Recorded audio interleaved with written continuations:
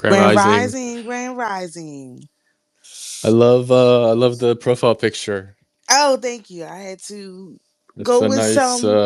a lot of vibe shifts lately from you. Yeah, got to tap into that Venus, Aphrodite, Amphrite energy with the green and the red and the, trying to, Nice. I love it. yeah, vibe shifting, which is I mean, as a sun, my son is an earth sign, and I don't like shifting, but everything else I have being in a water sign is like you're forced to go along with the flow even when you really don't want to. You just like, all right, let's give in and do this thing. So that's where we are energetically, it feels like. Nice. Yeah, the balance is key. Knowing when to be what is it, like immovable, Right. in many ways stubborn, and then when to be fluid and flexible. I think it's Yeah, very easy to get trapped in either or. I agree. And people don't know how to take either or well either. They just, I mean, don't even get with the air signs. They are just like, they're just trapped. They're trapped between endless vibe shifting. So every air sign that I follow, they're always changing their profile picture, always changing their name, always changing. It's like, okay, like I don't even remember who you are because you change your name so much. Like you Yeah, got right. to you got to leave it alone. And then there's a lot of um, what's the other one? Fire signs, same thing.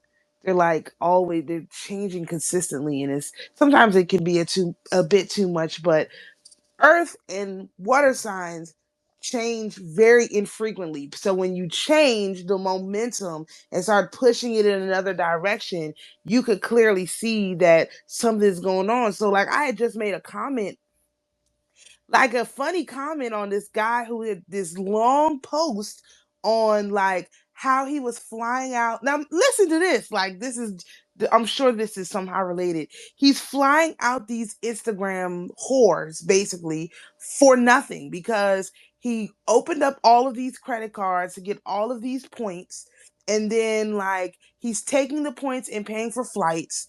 He's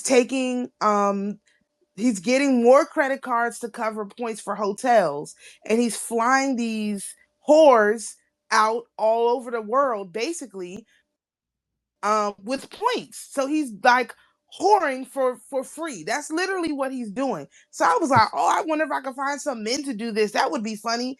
This fool gonna say, oh, all the men pass. I'm like, I have three These children with three guys. different fathers. Like, you literally don't know what you're The talking about, but author, I'll let you have it. the author of Yeah, the tweet said that. he literally commented like The thing is, I on don't even think behalf it's of real. all men. I don't even think. I think this is a troll. That's a troll post. Like the whole tweet that with the No, it's points. real because I know people. No, I know people who do it, which is why I thought it Really? was funny. Yeah, I know people who do that stuff. Of course, I've been around a long time. This is not new. This is not. This is how rich people do everything. Honestly, I mean that's a whole nother tangent for another day. But they're not spending money. All they're doing is endlessly get, even the whole down to the paying for Instagram posts, paying for. Yeah, they do that. They take money specific. I mean, I'm a part of the paperwork community, like where we do paperwork and all this stuff. This is the kind of stuff they're always talking about. Oh, use the credit cards to fund your whole life and keep it at a low percentage, and open up these new cards and don't spend too much and pay the total balance off and take your points and do what you want to do. I mean, yeah, this is this is well known, which is why I thought the whole thing was funny, because he's using that instead of using that for him to travel and see things he's never seen. He's Right. using it for whores. Yeah, for Like lust, I thought it for was hilarious. Yeah, exactly. yeah. Well, and obviously, everyone's like, "Wow, that's, when I get my points up, I'm gonna do the same." Like now they know who to follow. Because all these men are impressionable as shit. Like all they Oh want my god.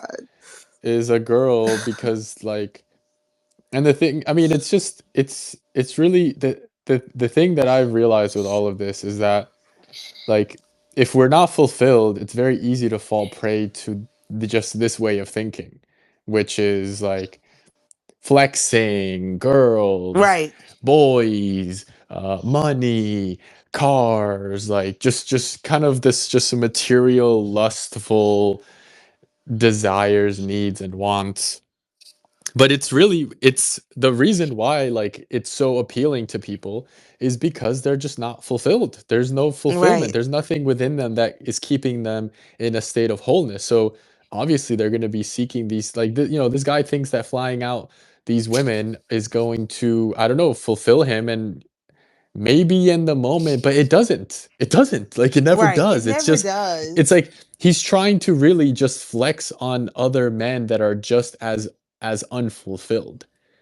Whereas a Exactly. man that is fulfilled, as you were saying, like, that man is going to use the points to have a family go on vacation that normally wouldn't be able to Right. go on vacation. It's things that, like, are actually beneficial to humanity, as opposed to just, like, continuing to spoil these women that clearly do not love themselves because they're willing to, just fly out and meet some stranger random man, or just, it's like, and this is the whole issue, is if one is unfulfilled, one is going to invest all of their energy, which is not much for these people, but they're going to invest all Right. of their energy into continuing this lack of fulfillment. Now, but the beautiful thing though is when we become fulfilled, it's it's such a powerful state of being. It's such a powerful frequency that, uh, I mean, really, this is what it means to be, like, to listen to God. Because, I mean, how is God going to Right. speak to us if we're not fulfilled? Like, how is God It's going to be able to communicate with us if we have not reached a state where we can truly appreciate everything that He provides for us, both in the past, but really in the present moment? And that's really what it means to exactly. be fulfilled. And this guy wouldn't know God, nor would he know like love if it smacked him in the face. Like he literally wouldn't know what this stuff meant if it actually smacked him in the face because he's going around here chasing. It's like I think Adele has not. I think Adele has a song. It's like chasing concrete or chasing pavement. Like that's what he's literally chasing pavement. Like these whores could never provide. And then like what he says at the end of the thread is like, or the post is like, oh, if you can find a woman who will buy into this and do this too, now she's booking her own flights to come see you. Like meanwhile, you're still booking flights to see other women.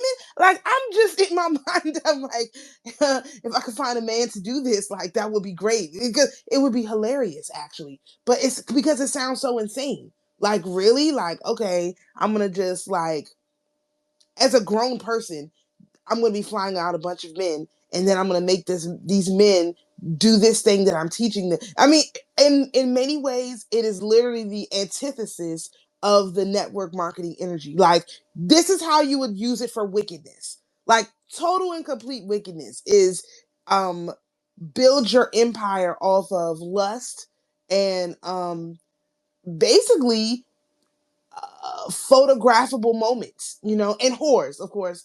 Can't leave out the whores. Like there's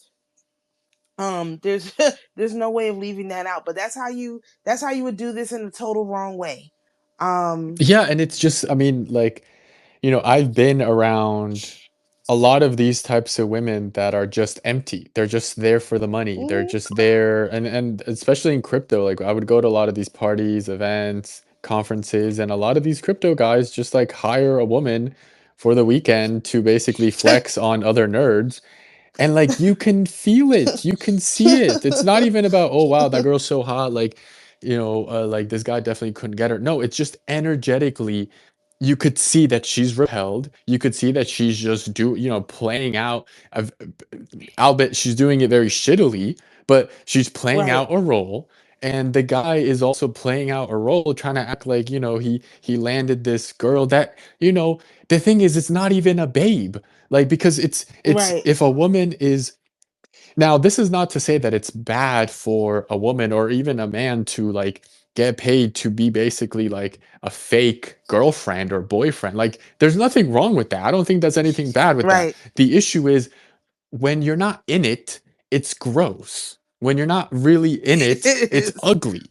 It feels gross, it feels off, and as a result, that's why a lot of these girls like have to basically numb themselves with overpriced handbags, with overpriced bullshit. You look at the life of Right. most of these girls and they spend their money not on their investments, no, not on helping others out. No, they spend it on overpriced Chinese made luxury goods. It's such a Exactly. joke. It's such a joke. The whole thing is just such a joke. And then they wonder, why do I feel so empty inside? Why am I attracting such shit men? All men are horrible. All men are this. Well, if you if your whole life is spent taking advantage of men, not empowering them, not to, because the thing is, look, you want to be a fake girlfriend or you want to get flown out, that's great. But as a woman, the woman's responsibility is to empower those, like, to provide energy, to Right. empower those around you. So if you're getting paid to go be flown out to go to some event or to spend a week with a man, this or that, it's to help him elevate and heal, not to be such a fucking Right. fag, not to be such a failure, because that's what these men are. These men that pay for these women in many ways are failures, and a lot of these women, Right. they don't realize that there's actually an opportunity here to heal, but they're not Right. healed enough to understand that they have the ability to heal the man. So it's just two unhealed beta just trying to act like everything is cool and dandy. Meanwhile, the healed people are looking at them like, what is this shit show? Like Right. what is this? What Exactly. is and then obviously the only people that they attract are other disrupted ass motherfuckers. Like Right. whenever in like a great example is the strip club. Whenever I would go to the strip club, and these girls would come up to me to get me to do a lap dance, or hey babe, you want to have a private dance, you want to go to a private room, this that, like, I'm like, dang, like I need some foreplay first. I don't, because the thing is, I'm like, you just doing your job, and like, I understand that, I respect that, but like, I ain't like that. I'm not gonna just play an act and be like, oh yeah, she likes me. Like, let me go and get, some fucking, like, what is it, like, what is it, the dance, a lap dance. A It's lap just dance. like, Yeah. can I get a lap dance? Yeah, sure, I can get a lap dance. But do I genuinely, in my being, am I content after a lap dance of just a girl that's like, okay, thanks for the money? I can't. I cannot. That just, it does not compute. Now, can I, if a woman is stripping and I have dollar bills and I'm making it rain? Yeah, that's a different story, right? That's because it's Right. like I'm Right. enjoying the performance. But when the girl Right. coming to me and act, I can feel when they're just playing a role. They might be interested in me, but like, their business comes first. And for me, like, Right. that just does not work out. And I think that's where a lot of humans are right now, is it's all transactional. It's all just like, Yes. this is my job, this is what I'm here to do, and not about, let's build meaningful connections. Like, let's really connect. Let's really go deep. I mean, that is a problem with the horror community in general. They're very poor salespeople. Like, it used to be, I mean, I guess I'm old, but like 20 years ago, when I turned 18 and started going out to the club and being in these different settings with different people, it seemed like they used to be better at the whole concept of like um selling themselves, like meeting the needs of the men. So like, for example, in DC, we have a strip club called Stadium, right? And so these girls were masters of this. I spent a lot of time there for various reasons, but these women were masterful at this. And so they would pick a dude and put an X on him, basically. And you talking about women who were making sometimes $20,000 a night because they done put an X on this dude, and he goes to the ATM and he could just take the money out and give it to her, leading these men on day after day after day. I've seen lots of stuff like this. They just seem to have, or maybe it's the more high end clubs, they know what they have to do. But just I guess the expansion of OnlyFans has turned the whole industry into like this just weird, like you said, transactional thing where of course there's a transaction. Everyone knows that there's going to be a transaction involved, but do you have to be so cold about it? Like there's such a coldness to the whole, like even the way this man is describing all of this stuff in his post, it's nothing about the emotional fire that would, keep these women like coming back, or the women keep the men coming back. It's just about cycling through like as men. It's again, it's a numbers game. People think, oh, and I've said this before, numbers tell the whole story, but that's simply not true. Numbers never tell the whole story. There's always context behind the numbers. Like, for example, on the calendar, for this month. This is the first day of the planetary month, right? And so I made the video breaking down the calendar. It's on my channel if anybody wants to kind of get in sync with that. But one thing I noticed is that on 11 days now, this is a cycle where we have 11 instead of 2. And on 11 days, I noticed that basically uh I don't even know how to describe it, but there's no planetary interaction on those days. So the scale of 11 is related to basically like bad things happening. It's not a good scale to be on. When you get into the scale of 11, it's when things are falling apart. And so the fact that like just having this scale of 11, like doing the calendar and noticing every 11 day, almost every 11 day for this next 28-day cycle, the planets don't even interact. They're like, no, we're not getting involved in that energy, is like shocking and unbelievable to me. And so if you have the energy of the planet, so that when these number days come up, they don't even interact. What is wrong with these people out here who can't see, hey, maybe you don't supposed to be doing stuff like this because this is not energy you should be interacting with. Like, you're gonna get all these points, you're gonna fly all these women out, but you're still gonna be alone at the end of the day because this is not energy you should be participating in. Are you even looking at what this is doing to you energetically? A lot of people like know or don't know that when you engage in these sexual acts with, especially with these whores who don't clean themselves like energetically in between partners, you're literally like picking up all the energy of every person they've done this to. Now, it also used to be back in my day. Back in my day, they looked for women who were a little bit more secluded, like they weren't being passed around by everybody. Of course there were rules about whores and you dealt with a whore like a whore, but that's not wasn't like the type of woman that people were really trying to be with. They were looking for women who actually had some morals and some scruples about them.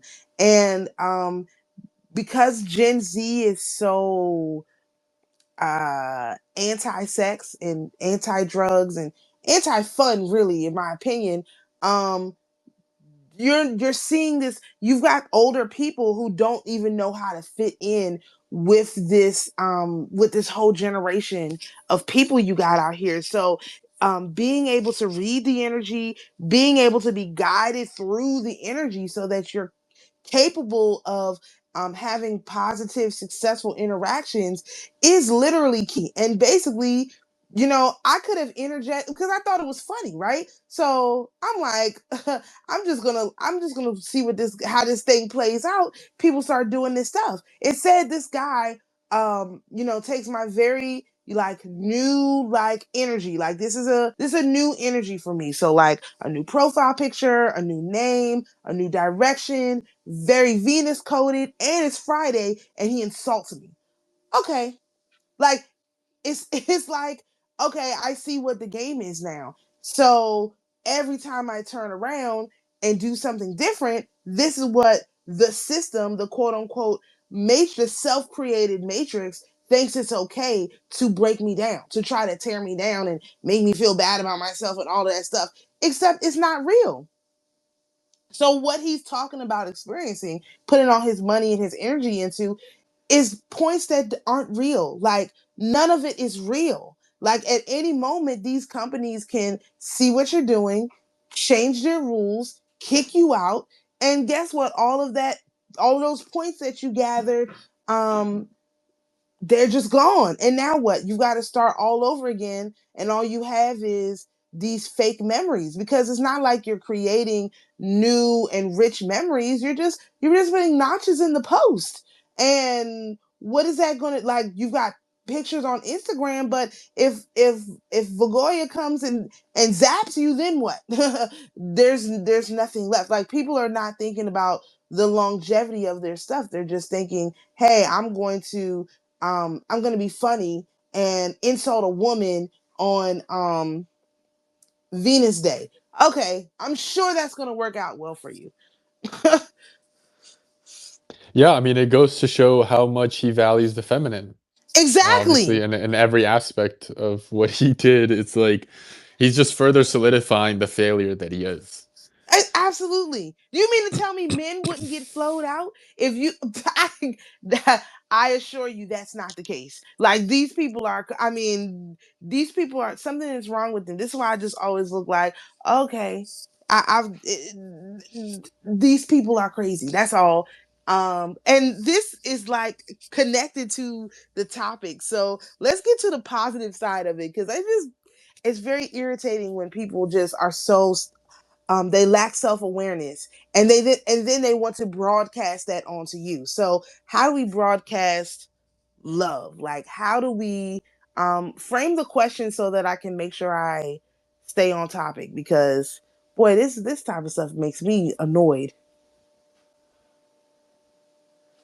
The what? What does? Frame the topic so that I actually discuss it properly. Like can you set it Okay. up? So, and this is the goodwill, right? This is the goodwill Yes, the topic that we're goodwill, talking about. building the goodwill, Okay. um Um, yeah. describing So, how to talk to people, large groups of people, having them devote themselves to you in such a way that it empowers you to empower them to do what you need them to do. right. Okay. Um, yeah. So, when it comes to broadcasting love, really, it's about how do we learn to with the energy that we are cultivating, because uh, everyone is cultivating energy, but some of them are doing it more efficiently and more profound and potently than others. Now, most people in this reality are not cultivating energy for shit. Every time energy comes into their being, they release it in all sorts of ways. But those that are able to, instead of just haphazardly releasing the energy, are able to instead absorb the energy, alchemize, refine this energy, and then be able to direct the energy, are able to. Well, okay, so the topic for, in terms of broadcasting love, is learning how to direct this energy that we are alchemizing, and doing it in a way where we are able to move the masses, stir the masses to follow us, to embrace us, to uh, take us seriously, because we have essentially the programming of the system to have to contend with. And if we're not uh, able to properly communicate and broadcast our energy, direct our energy upon the world, then it's going to be more difficult for people to be able to join, for people to be able to follow Right. whatever it might be, whether it's our movement, whether it's individually what we believe, whatever it might be. And beyond just that, I don't think this is just about getting in front of a group of a couple hundred people and being able to speak. This is about your ability to speak life into existence, to speak things into existence. And this is, I think, what the broadcasting love is about, is how do we learn how to direct energy into reality to have people begin to follow, to have people begin to wake up, to elevate. Because I think most people, when they think of this type of communication or just broadcasting in general, they're more focused on how many people can I convince to Right. come to our side? How many people can I convince to Right. follow? How many people can I convince to join my spaces? But that's not what we are doing. What we are doing is learning how to communicate and broadcast love, and specifically, or in general, energy, so that they follow our way. Whether they know that it's us or not is actually irrelevant, because if we have mastered and learned how to broadcast the energy properly, how to direct the energy properly, they're just going to conform. They're just gonna, they're gonna have their own leaders. They're gonna have their own speakers. They're gonna have their own influencers that are aligned to us, that are going to um, play very important roles in promulgating the narratives, as well as just overall, like, the vision that we have. And this is a big change from the past, because what we're essentially doing is what the shadow men have been doing for thousands of years, what the overlords, what these Right. people behind the scenes have been doing. Now it's being democratized. Now it's being open, because Mm. with the shadow men, with these people behind the scenes, the masses are not following them. The masses are Right. not going to the arena to hear them perform or to hear a speech from them. Nobody knows about who they are. They're completely Right. hidden. They're completely in the background, and yet you have all these puppets that are convincing the masses to continue to follow the shadow men. So I think a big part of this broadcasting love is both learning how do we as individuals stir the masses, but then also how do we, as, like, the people really at the executive table that are running reality, how do we utilize these broadcasting power without actually even having to speak to the masses? Right. Okay. So good. I'm glad you gave me that direction. So when we're talking about broadcasting energy, you have to think first, what is the most potent vibration? Okay. And so when you're looking at like just the energy, energetic wise, the people who are able to have been able to do this historically have had the most potent vibration, which is authenticity. It is the highest vibration, it is even higher than love. And so it's funny because in that guy's post, he was talking about love, and this is like, sir, like you don't even understand what you're talking about. But being authentic is basically like being able to encapsulate who you are within these various scales of energy and bring that back down with all of the different pieces that go along with that, and then still bring it back down into the unity scale. So the unity scale, and I do have a video on this on my channel, the unity scale is literally you being one with the creator. You and the creator are one. And so that's who we are authentically.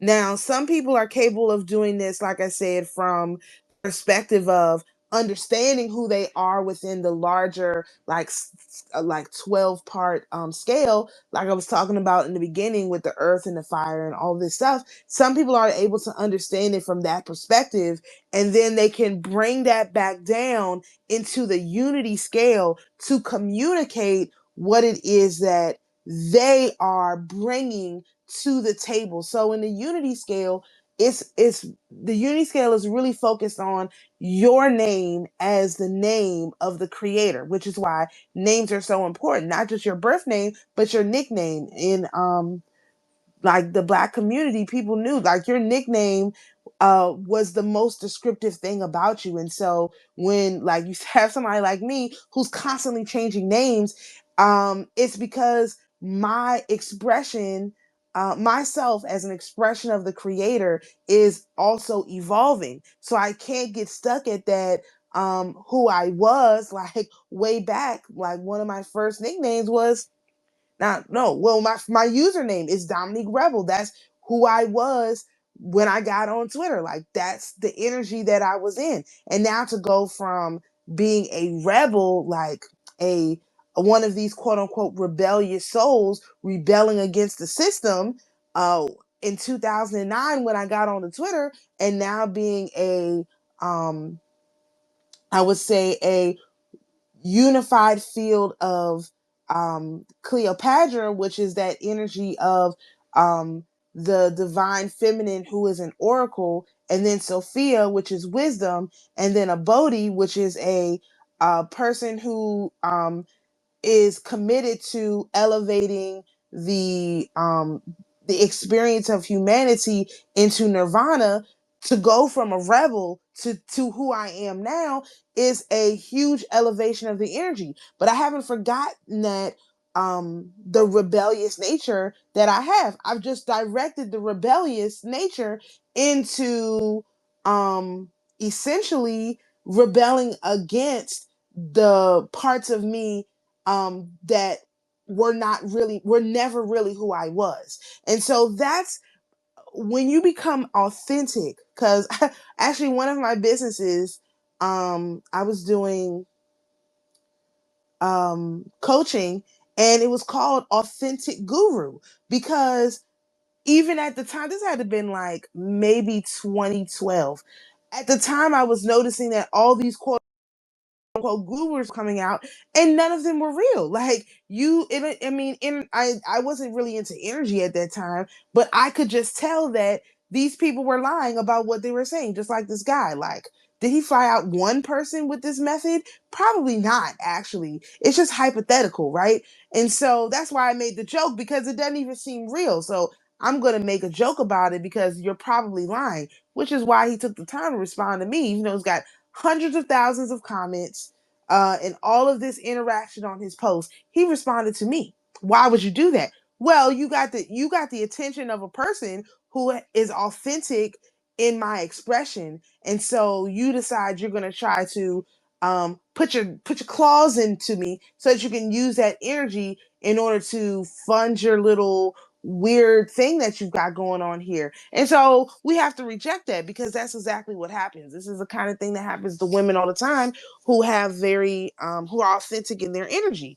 Like it's just the kind of thing that happens. And so when you start to bring all of those pieces of yourself from the higher scales, because you've experienced them, back down into the lowest common denominator, and you're able to express that, and it comes out as authenticity, you're going to constantly be broadcasting authenticity. Now, it's not going to be something that you can turn on and off. It will just be who you are.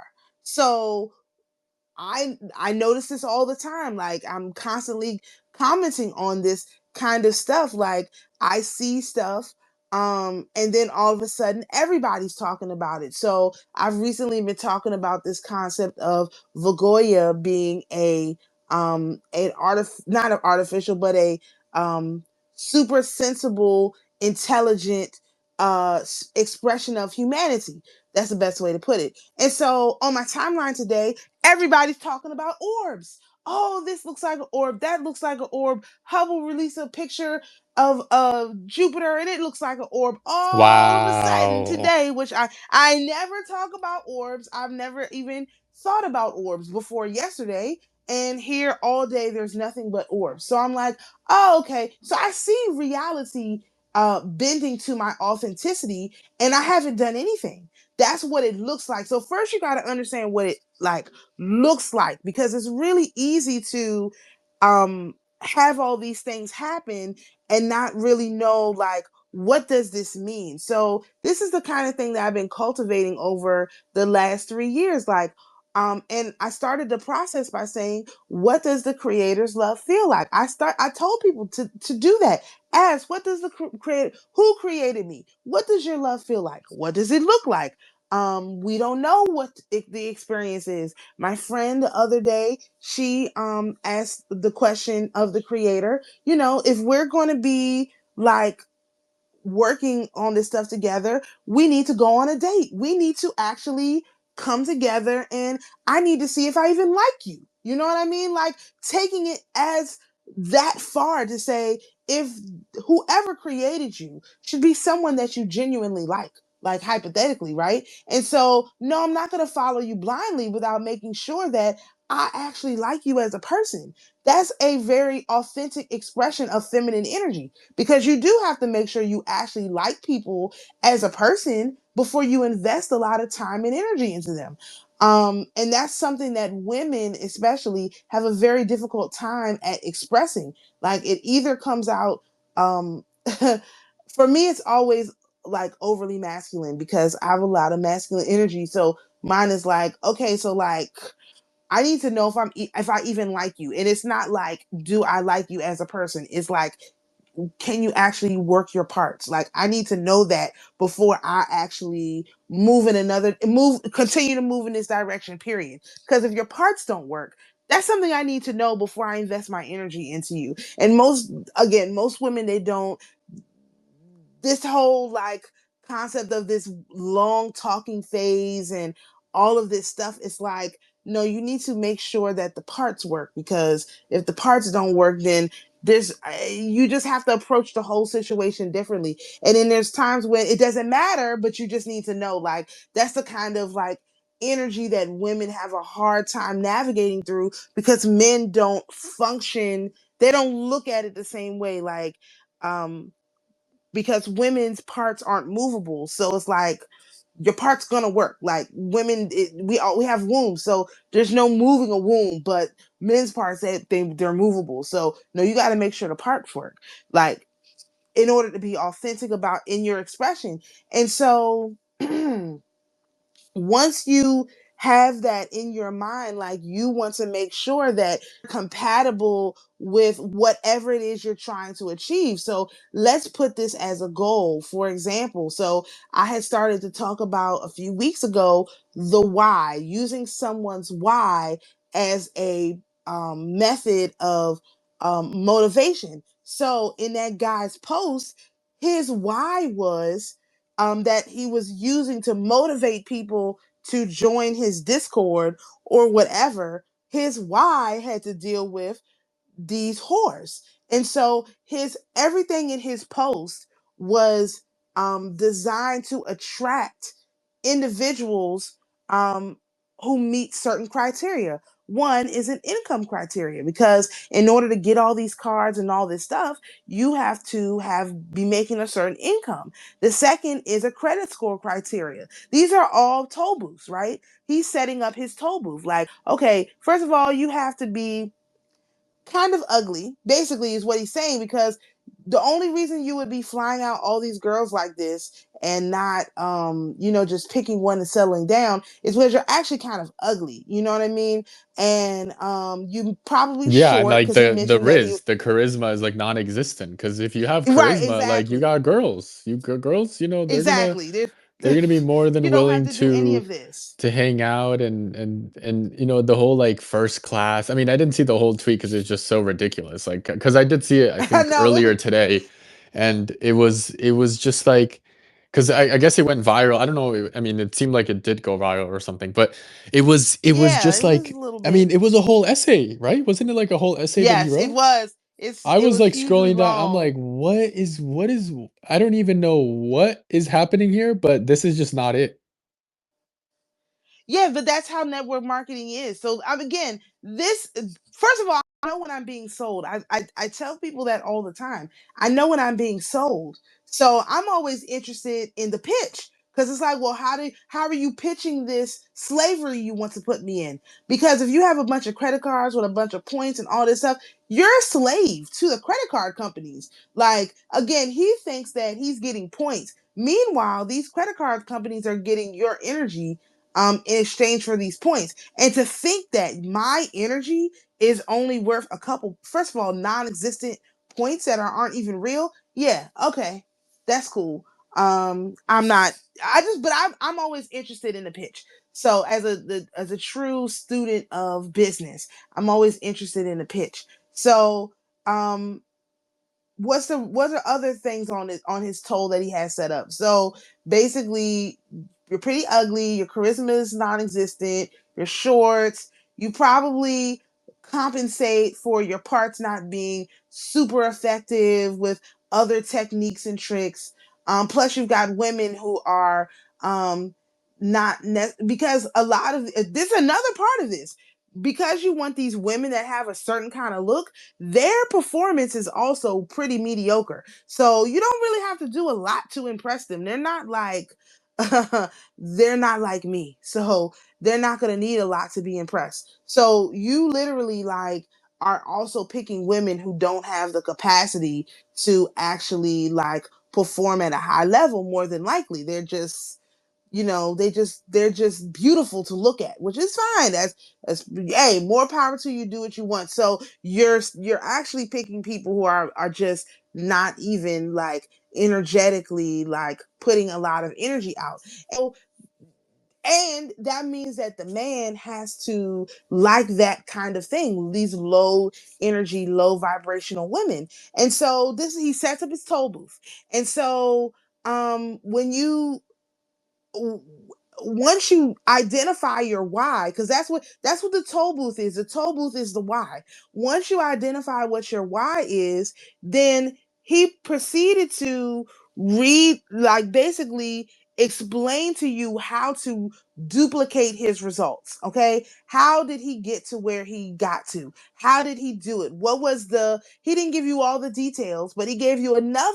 I mean, I've seen so many of these kind of pitches that I'm always fascinated by it. So anyway, he gives you enough details for you to, and things that you could easily just Google and see that he's telling the truth to pass a basic smell test of, is he lying? Because that's not where the lie is. The lie is down at the bottom. But anyway, it's the lie is always at the end. Like they never lead with the lie. They always lead. The lie is always down at the bottom. So he goes through this whole list of, this is how I did it. I get these cards, then get these cards, then match this, then match that, then do this, do that, do this, do that. Oh, get you some ads. Do incorporate this into your whole business like model. Like, so now wait a minute, hold on. How do you go from a why of basically getting whores to now this is a business? So you're a pimp.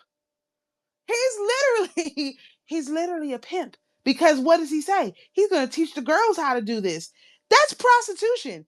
Now you have broken the law, sir. Because it's prostitution. Like, if you're having the women do it, that means the women are going to be telling other men how to do this as well. And the kickback is your fee, which is it was at the top. His fee is sex. And so now you get to the bottom of this and you realize this is a whole prostitution ring.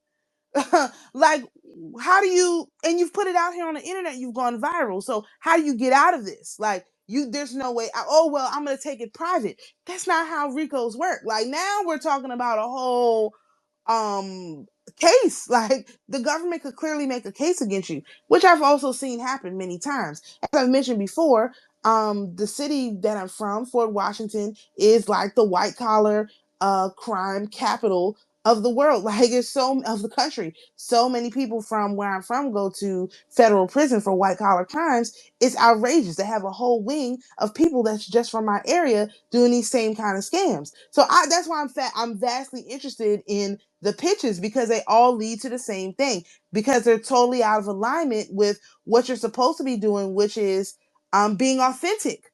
Like, nobody is authentically a pimp. Like, that's slavery. So basically, you are going through all of this to get you some slaves.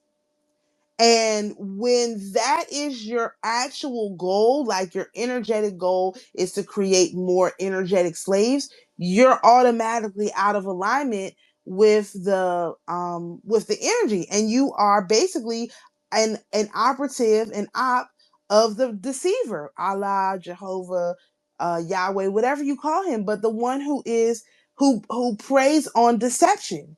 And so you're basically evangel. Of course, it's again, what do we say? Of course, posts like this will go viral because the deceiver is very low on energy. So he needs, because why respond to me again? I'm just making a funny comment that's like, I even LOL'd in it. Like, it's a joke. Why respond to me with a small account, like with a big, nobody else responded to what I said, because I say crazy stuff all the time.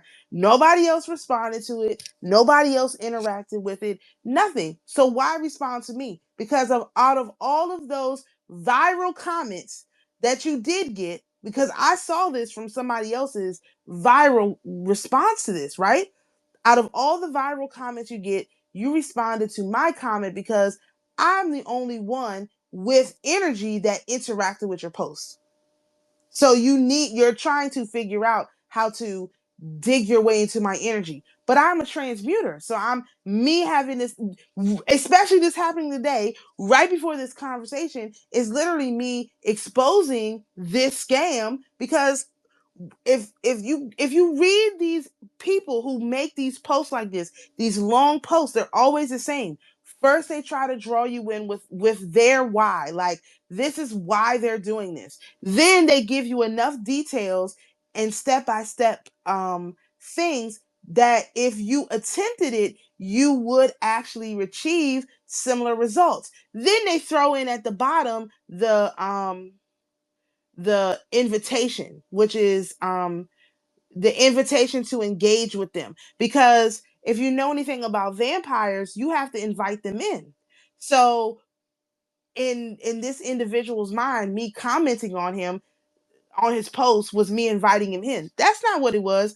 I was actually making fun of him. And so uh it wasn't an invitation for you to engage with my energy and also to speak for all men. Okay, sure.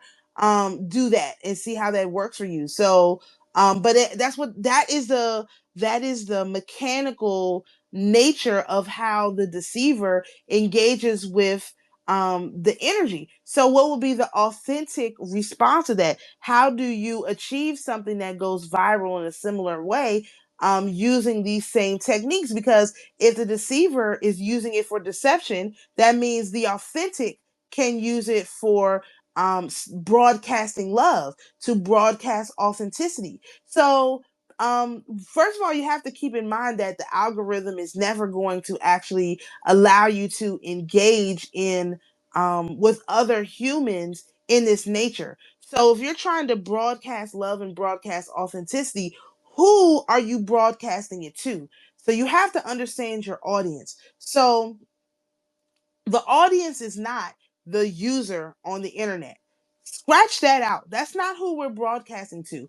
The audience is all of these spirits out here that are basically hardwired into this internet based system because of various reasons, and convincing them to free themselves from the shackles of whatever is going on, like this stuff that they've been bound to free themselves from this. This is who your audience is. So this is why I've said this before and I'll say it again. It doesn't matter how many people listen.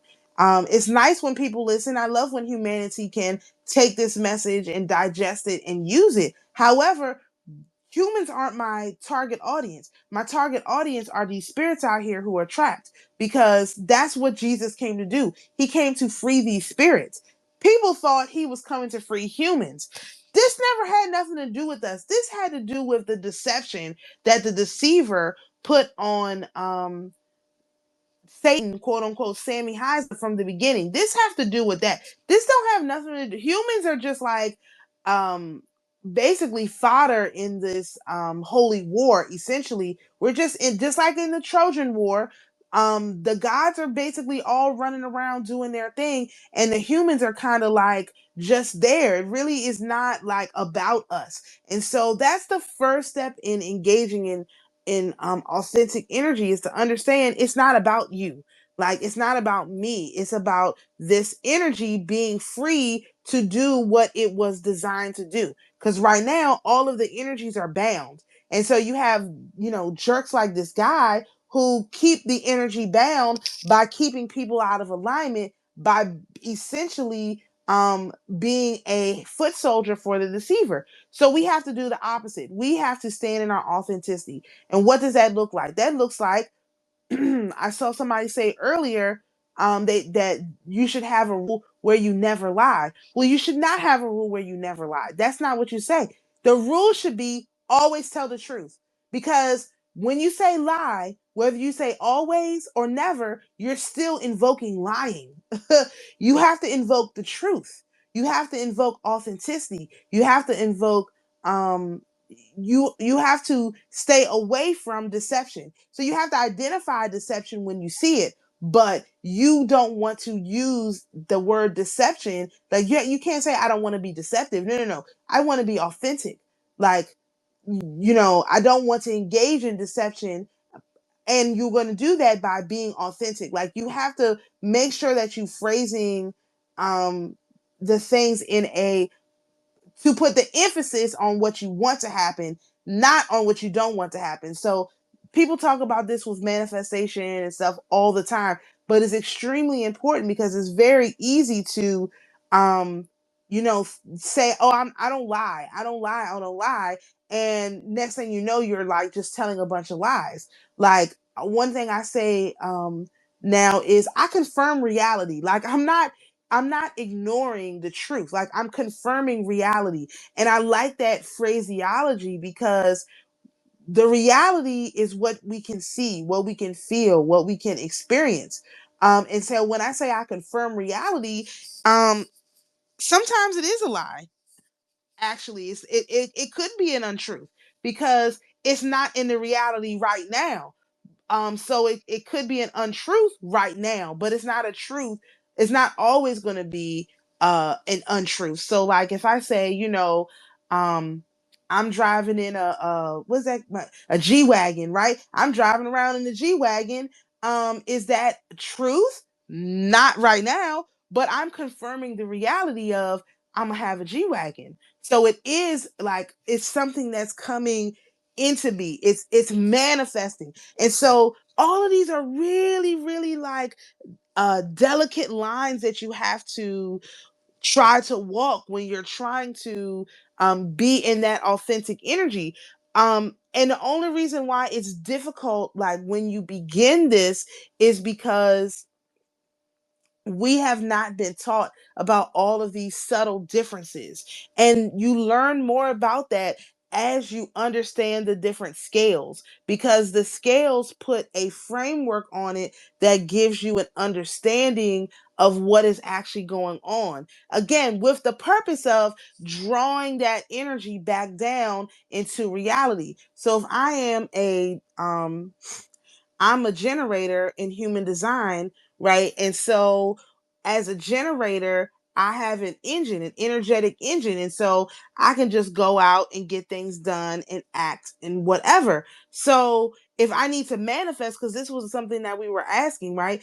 If I'm a generator, I still need to be able to manifest things. So how do I manifest what I need as a generator? Well, that's when I have to access a different realm, i.e., the spirit realm, i.e., my dream state, in order to do the manifesting. So, if you're a generator in human design, you manifest in the dream realm. If you're a manifester in human design, you generate in the dream realm. And so, you would go before you go to, as a manifester, before you go to sleep, you would say, "How do I generate X?" And as a generator, before you go to sleep, you say, "How do I manifest X?" And that's how you bring in what you need, again, to reinforce your authenticity. Because once you commit to being authentic, first of all, it's very difficult. The deceiver and his minions are always trying to get you to change your mind. Like, "Oh, it's too hard to be authentic. Oh, you'll never succeed as an authentic person. Oh, if you're if what if God doesn't exist? Look at all of the evil in the world. How could God let something like this happen?" And all of these questions. And it's just like, wait a minute, whoa. um Number one, if I exist, God exists, because I am an extension of the one who created me. If you were born through a womb. So basically, the one who created you, the one with the womb who literally birthed you, you're an extension of that person. So if you exist, that means that womb existed, which means God exists, because there's no way that you can come through the womb without the creator's involvement. It doesn't work like that, because who created the womb that birthed you? Like when you just start, I mean, you can, because that deceptive energy is a logical, kind of like a logical mind, you can literally argue that energy with logic if you feel like it. Or typically what I do now is I just say, you know what, these aren't even my thoughts. Like, what, I don't have to entertain you. This is not even my thought. This is a thought that someone projected on me. And it was about a year and a half ago, um, because I have a very difficult transit in my chart, in my astroterography chart, which is the Three of Swords. And the Three of Swords is your self deletion card. If you have this energy activated, which is the first decan of Libra, and we're in that energy now. If you have this energy activated in your chart, the first decan of Libra could be your sun, moon, rising, north node, south node, Venus, whatever, right? You have projected onto you the desire to take yourself out. And so, if you know that that's what's being projected onto you, you have to resist that. So, in my opinion, when people take themselves out, it's because they have that Three of Swords energy activated in them, and it's literally nonstop. Like, take yourself out, take yourself out, take. And you have to really say, no, I'm not going to do that. But now, what I do, since I've basically mastered this energy, I'm like, that's not even my energy. How about that doesn't even belong to me? I don't have to accept that. Why would I accept that? Like, why would the creator create me to just take me out? That's not how that works. He created me to live. And so actually I don't even have to address that energy. So being authentic is also understanding that some of these energies that are projected onto you aren't even real. They don't even they're not real, number one. Number two, they're not yours. But they have taught us that everything that we hear in our minds, or that we feel physically, is real, that you have to accept it. But that's just not the case. You don't have to accept that at all. So that's what I was saying about confirming reality. The reality is, I wasn't created to take myself out, and so therefore I'm not going to. But am I experiencing the feeling of wanting to take myself out? Yes, but that's not the reality. So I'm hoping I was able to like explain the difference. Like, even though it's something that I'm feeling, it doesn't mean that it's real. Like, we have to kind of separate ourselves from that. It's like, just because I'm thinking something doesn't mean that it's real. It's like, we have to separate ourselves from our emotions. So when you understand who you are on all these scales, it also helps to do that. So if you're feeling like not let's look at the scale of duality, which is hot or cold, left or right, right or wrong, sun or moon, or light or dark, or whatever, like this, yes or no, like male or female, like in that scale, if you're a male, one of the things that you experience is weeping. And then the other experience for female is gnashing of teeth. And so if you are a female who is crying, you're actually in male energy, and you really need to get back to female energy, which is gnashing of teeth, which is anger. So women should be angry visibly, and men should be angry privately. Now, how, like with crying? So, how many men do you know that cry? How many? Well, women are super angry, so that's not really hard. But how many men do you know that cry when they get upset? Not as many. But in the story in Jesus in the Bible, when he went to the Garden of Gethsemane to pray, and of course they fell asleep on him, this man started crying blood. Like, that's a story, it goes right over people's heads. But no, that's how we know he was in his masculine energy, because he was literally crying blood. It was some crazy. I heard one of these Protestants explain the mechanics behind that one time, but they don't. I mean, the general part is he was crying. That's what happened when Jesus got upset. He cried. And so he was in his masculine energy. So the scales confirm themselves in multiple ways all the time. And when women got upset, they got angry. And so that also was in the Bible. There is a story where Mary Martha was complaining that her sister wasn't helping her prepare the dishes, like the food for all the people. And she goes to Jesus and she's like, will you tell my sister to come help me serve all of you people that's in his house? And he told her, she's doing the right thing. Okay. Like, leave her alone to learn from me because I'm not going to be here that long. And that lady was mad. Like, she was pissed off. But that was her being in feminine energy. So the story is like, again, once you have the understanding, they all kind of line up. So if you are in your authentic energy as a male or a female, then it's much easier to also broadcast this kind of authenticity out. So this called like a righteous anger, right? But like, oh my gosh, okay, I just thought of a perfect example. Okay, so if you look at the whole thing of like the Not Like Us saga with Kendrick Lamar and Drake and all of that, right? Like, basically like destroy Drake. He didn't do it with anger. He wasn't angry. He was basically like in that crying energy because what was he doing? He was like, he made a song about him, and it is a very emotional song. Like, if you listen to the lyrics of Not Like Us, it's extremely emotional. It's very, very emotional, which was so popular, which is why it literally took over because it was an emotional song, even though it was like the haters anthem basically, but it was still emotional. Whereas with email, their energy would be more like when recently Cardi B and Nicki Minaj got into it, and their beef was really, really hard.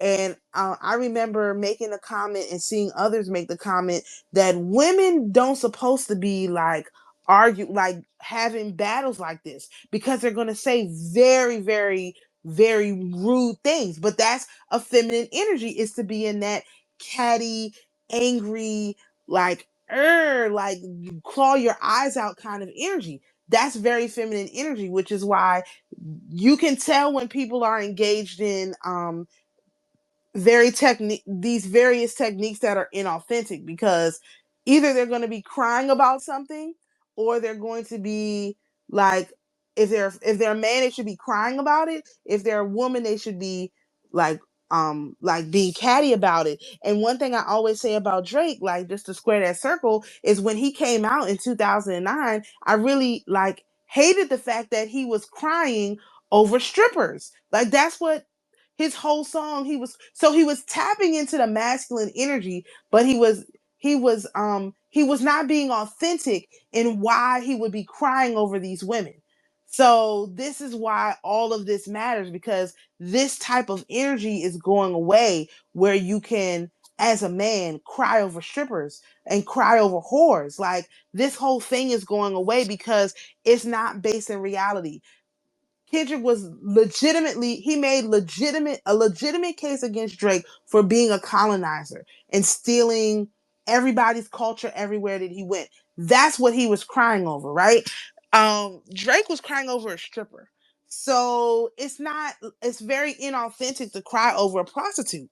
They're prostitutes. Why are you crying over a prostitute? And that's what I said at the time. And ever since Drake came out, rap has been like on a one-way direction into the toilet. I can't believe it took this long, but I think with the absolute evisceration of Drake in court, with them throwing out his whole case with the UMG thing and all of that, I think we can say for sure that energy can no longer occupy space in the hip hop territory, which is good. Now, it's not going to stop the collapse of the industry, because the industry, unfortunately, it built itself off the likes of people like Drake, who are totally inauthentic and totally lacking the capacity to engage um, thoughtfully in this kind of energy. So everything that he stands for has to be like brought down, and that's basically the whole industry.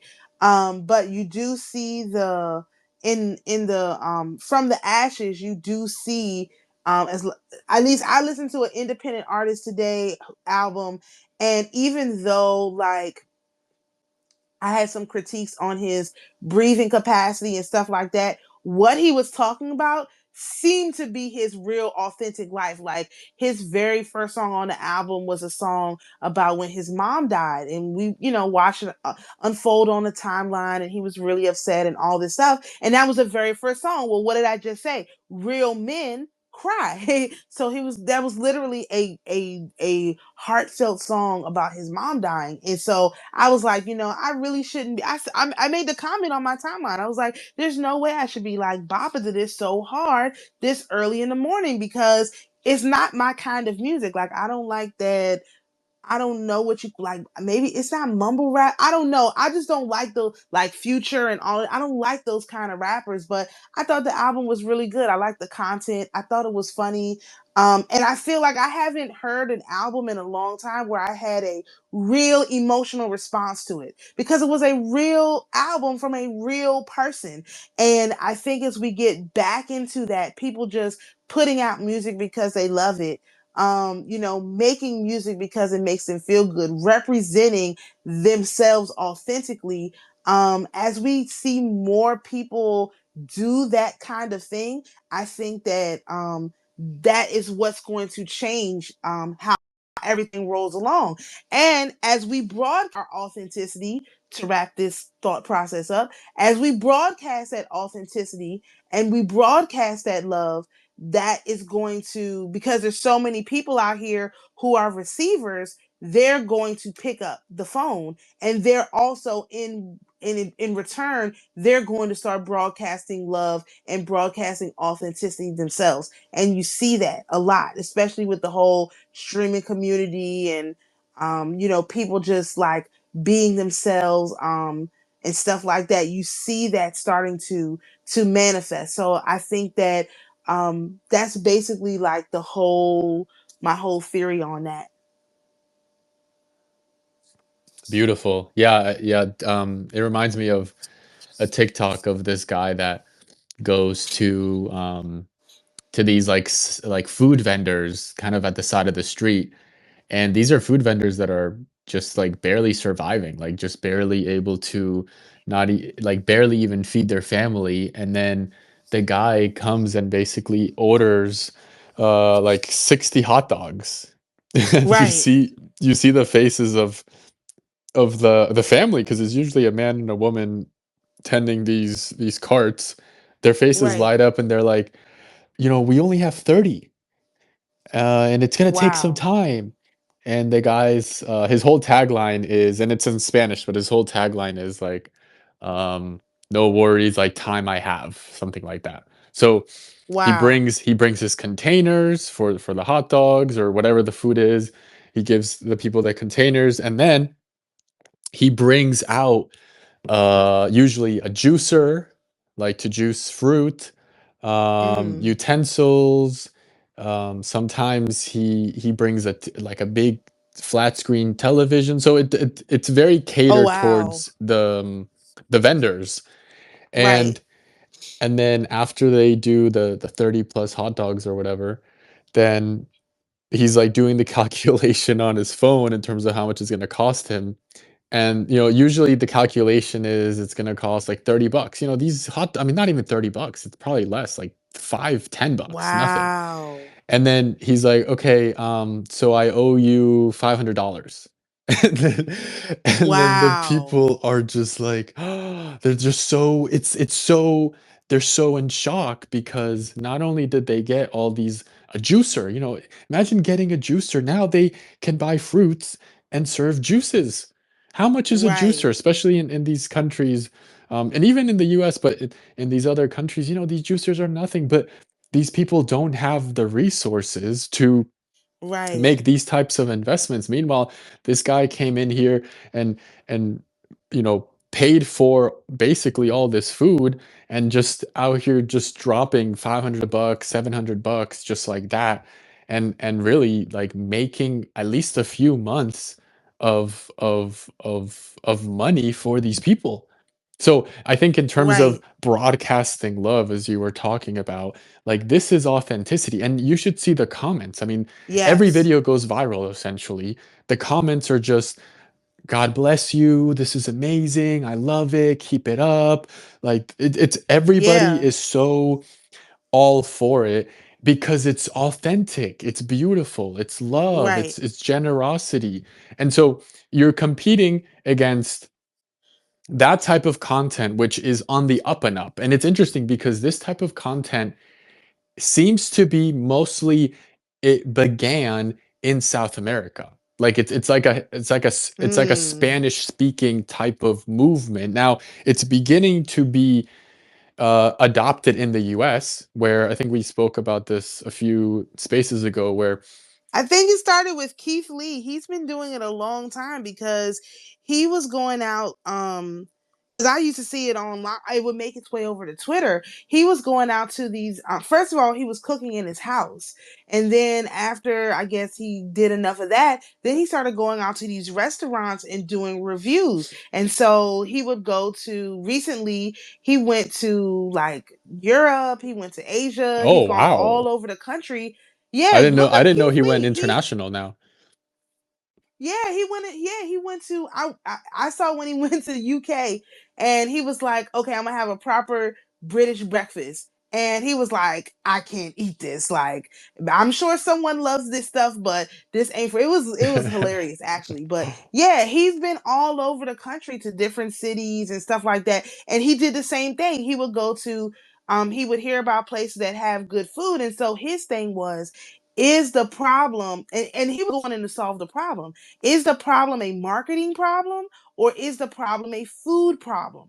And so he would go order the food, see like how long it took. He would bring the food back to his car because he's the one that's the pioneer of eating in the car. So he would Mm. somebody would order the food in the restaurant. He would bring it out. He would eat the food in the car and review it. He would say why he liked it, why he didn't like it, or whatever, if it was for it, because he's got a very limited taste bud structure. Like he really don't like a lot of stuff. He don't like stuff that's too sweet. He doesn't like fish or anything like that. He's really like, he's a very picky eater. And so for him to do this is like crazy. So he would bring the stuff out to his car. He would review the food, and then at the end of his thing, um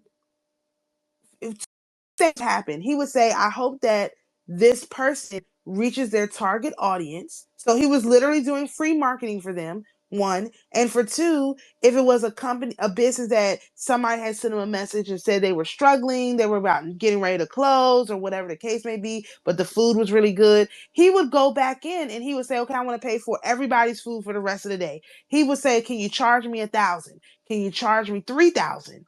I'm giving you 1,000. This is what he was doing. And so this changed the whole thing. But that's when I talk about social proof, that's what I mean. Like, you have to give the social proof. The reason why like we can't do stuff like this is because we can't give the social proof of our authenticity, because that part of it is still um disconnected, because you need money in order to do that. Like the only way you can get into so if we take this authenticity, okay, maybe this is what it is.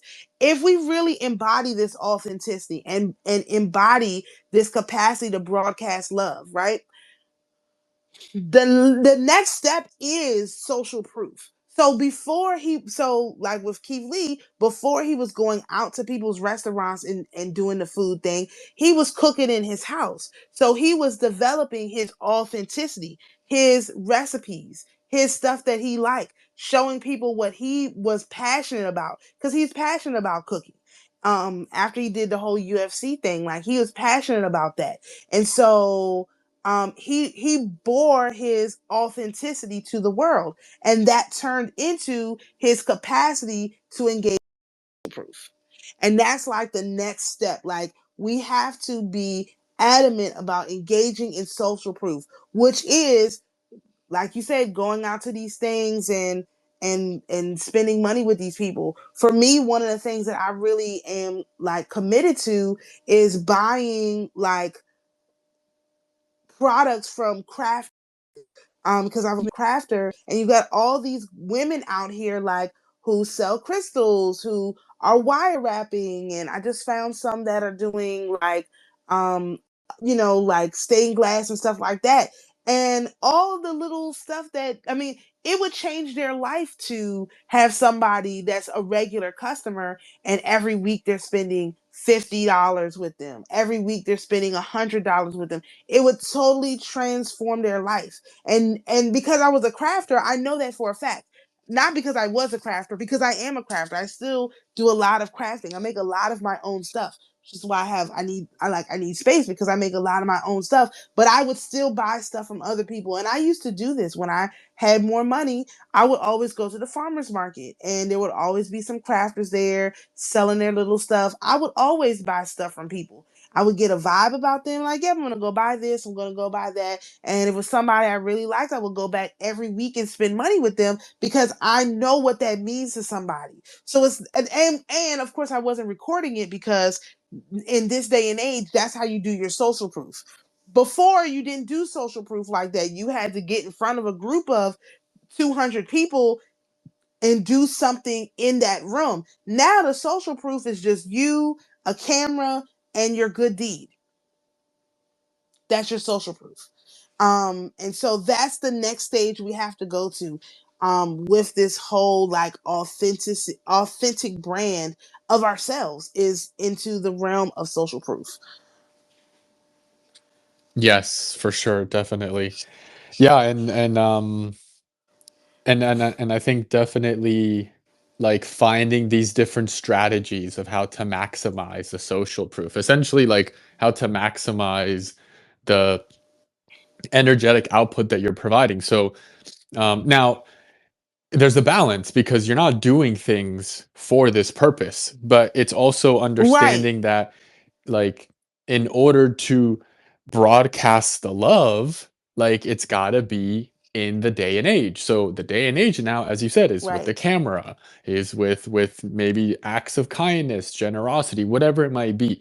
But like the intention still has to be genuine, but it's also just understanding the reality of how do we broadcast the love? How do we, because I mean right, these videos that I've been seeing like are so beautiful because what it really shows is one, yeah, sure, the guy's like giving out $500 to these people, but like it doesn't have to be $500. Like it's just the fact that you can go and buy, at least in these South American countries, like the food is very cheap, so you can go and with like 20-30 bucks basically buy the whole day's worth of food from them. And then so what he does at the end is then he has all, these 30 hot dogs, and then he's giving it to all the homeless people. He's giving right. the hot dogs to the homeless people. So it's like everything is just beautiful because it's him spending the money to buy food to provide for others that are in need while also helping the people that are providing the food that are also in need. Um, Well, it like, also has to be enough money. I mean, and the reason why it can't just be a little bit of money, because again, this is an energetic investment. And you want to get, I think I said this last time too, you want to get the biggest return on your investment that you can, which basically means you have to make a bigger investment. So if you want something to go viral, then it has to be $200-300. You could do it with $20, of course, but you're not going to go viral, because we're dealing with spirits, right? And so what this guy is doing is basically he is appeasing all these various different spirits, right? And so by appeasing all these various different spirits with a large energetic investment for the individual, that's actually literally money and other stuff, like the stuff you're talking about that he's giving them, then turning around and giving it to another highly overlooked group of people, by making it it's large enough that the people hear about it. So you're not just it's not just an energetic investment with the internet is also an energetic investment on the ground. Because look at Jesus. When he went into a city, what did these people need? They were hungry, and he fed 5,000 people 3 or 4 times with 5 loaves of bread and 2 fish. Then he had 10 loaves of bread and 5 fish. Like he just constantly was feeding everybody. And so do you think he was just giving them food and like, okay, go home? No. Somebody was passing out money on the way out the door. All right, y'all got money to get home. He's not gonna have these people because they followed him on foot. He's not gonna have these people going out here and can't get home. Like you guys got enough money to get home. Everybody is good because why else would you need a treasurer? See, because that's another thing. Like Judas was his treasurer. Why else would you need a treasurer if you weren't distributing some of your treasures? Would make Yeah, sense. right, right. So it's got to be a large enough investment to, and so then the people would what? They would evangelize Jesus for him. He didn't have to do all the footwork. People would hear he was coming and they would rush to him because word spreads. People always talk. So everywhere he went, there'd be a crowd of people either waiting for him or it'd be a crowd of people ready to kick him out because they didn't want no parts of that type of authenticity in their land. And so they would kick him out. Like with the when he cast the demons out of the man Mm. into the pig. They were like, nah, we're here, we're good with our wickedness. We are here scamming to the scamming extent. Please don't come in here with your goody two shoes authenticity, trying to tell everybody to love each other. We want them to hate. So they would kick him out. They would say, nah, you got to keep on going, Playboy. You can't stop here. And they would kick him out several times. He talked they in the book it talks about how they just said, okay, it's time for you to go, but the pigs was one. When he cast those demons into the pigs and the pigs jumped into the water, they kicked his ass out fast. They were like, you got to go because you took all of our pigs, and that's our, that was money for them. And so they were more concerned about losing money than they were about the person being healed from the demons, which is crazy. Wow. Yeah, yeah. So I think definitely beginning to think about different strategies for the social proof. Um, and then also like not just doing it for the social proof, but also like being inspired by these acts of kindness and really thinking about Mm, how can we do this in our day to day? Because as you said, like, do you want it to go viral? You got to make it rain. But then beyond yeah. that is how do we in our day to day life uh, maximize our like inner social proof and Mm, really kind of appreciate and honor the various spirits that are around.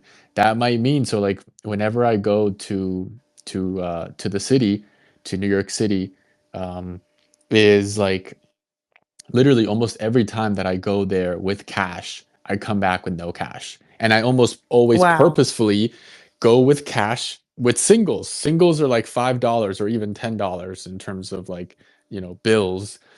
And then like I'm just out here just giving it to the homeless people. Now, I Right. it's either with the money or when I feel called because I'm not like essentially we have to open ourselves up to be receptive to it. That's the thing. It's not like Right. that where I'm looking at every homeless person saying, "Oh, I'm going to feed this one. I'm going to feed that one." No, it's saying like I am here to provide. I am open Right. to receiving the messages from God and from the spirits, from entities, from whoever it might be.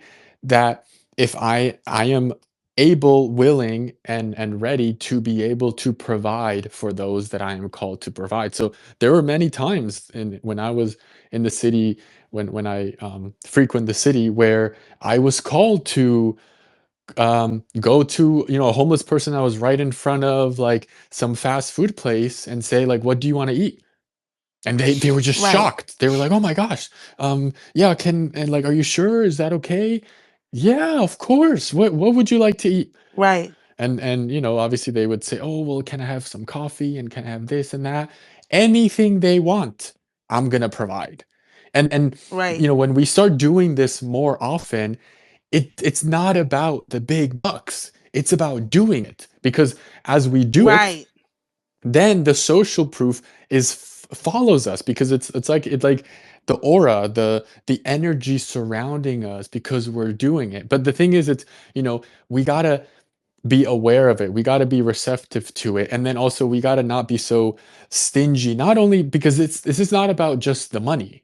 Like, because there's many different ways Right. that we can provide. There's many different ways. Something as simple as like um complimenting someone on their clothing. Maybe they got a new haircut, and Right. you can kind of feel that they got a new haircut, or maybe that they're a little insecure about X, Y, and Z. And so you comment on the parts that are going to make them more confident. And the thing is, like, these things Right. in many ways, like, they're kind of obvious, but do we do them? No, we don't. And for the most part, we Right. forget about it. We don't really kind of think about it. We're so busy and all sorts of stuff. But I think in terms of broadcasting love, this I think is the thing, is we're opening ourselves up to be aware of what it truly means to broadcast the love, and then to do it, to broadcast that love. So this is funny because well, first of all, I always used to say we have to be the hands and the feet of the Most High, because the Most High or the Creator as an entity is not like himself incarnated, but he's incarnated through us. And so we have to be his hands and feet out here on the ground doing the work. And I had said this like when all the way back in 22, I said, I'm like, all right, I could be the hands and feet of the Most High. Like, what can I do to get out here and get the job done? And so I started working on what I thought would be, what I still believe is a thing that he brought me to, I'm here to do, to be the hands and the feet for him.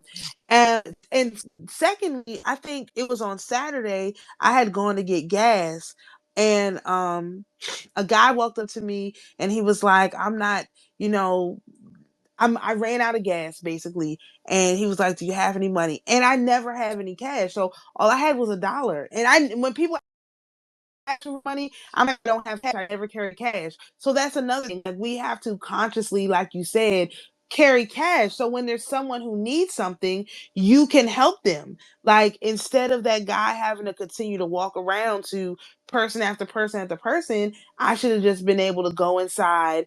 I'll be right back. Just hold on. Go inside, grab a cash card, a gift card for him to use for gas, and give it to him. Say, okay, put you some gas in your car, and keep it moving. Like, that would have been a much more effective way to deal with the energy. And so, third of all, now mind you, I started out talking about how this guy basically act like there's no way I could pull dudes to like essentially um travel around as my personal whores, which is retarded.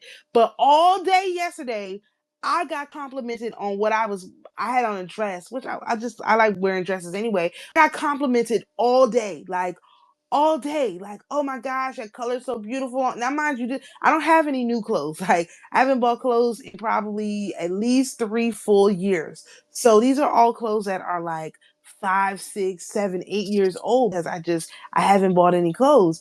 And so all day, oh, that color's so beautiful on you. Like I said, maybe last week or the week before last, that I've started.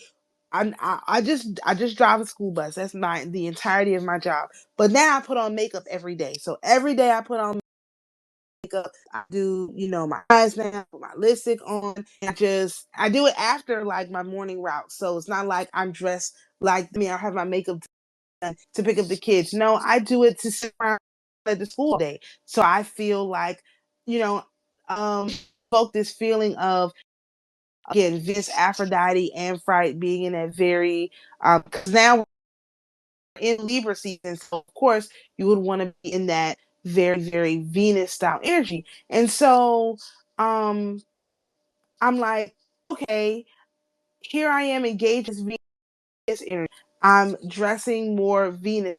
I'm feeling like I'm more into this energy, and people are noticing it. So like, oh, your makeup's so beautiful. Oh, I love that lipstick on you. Oh, this, oh, that. And it's like, okay. So there are like, I'm being as far as being more receptive to it, I am physically being more receptive to it. Whereas last year when I was driving, I mean, doing the same exact thing, driving the bus, I was not getting dressed like every day and putting forth my best foot energetically, and yet I was still expecting to somehow be given this positive energetic response. So I think just learning that when you put out a certain energetic blueprint, you're literally going to get a certain energetic response.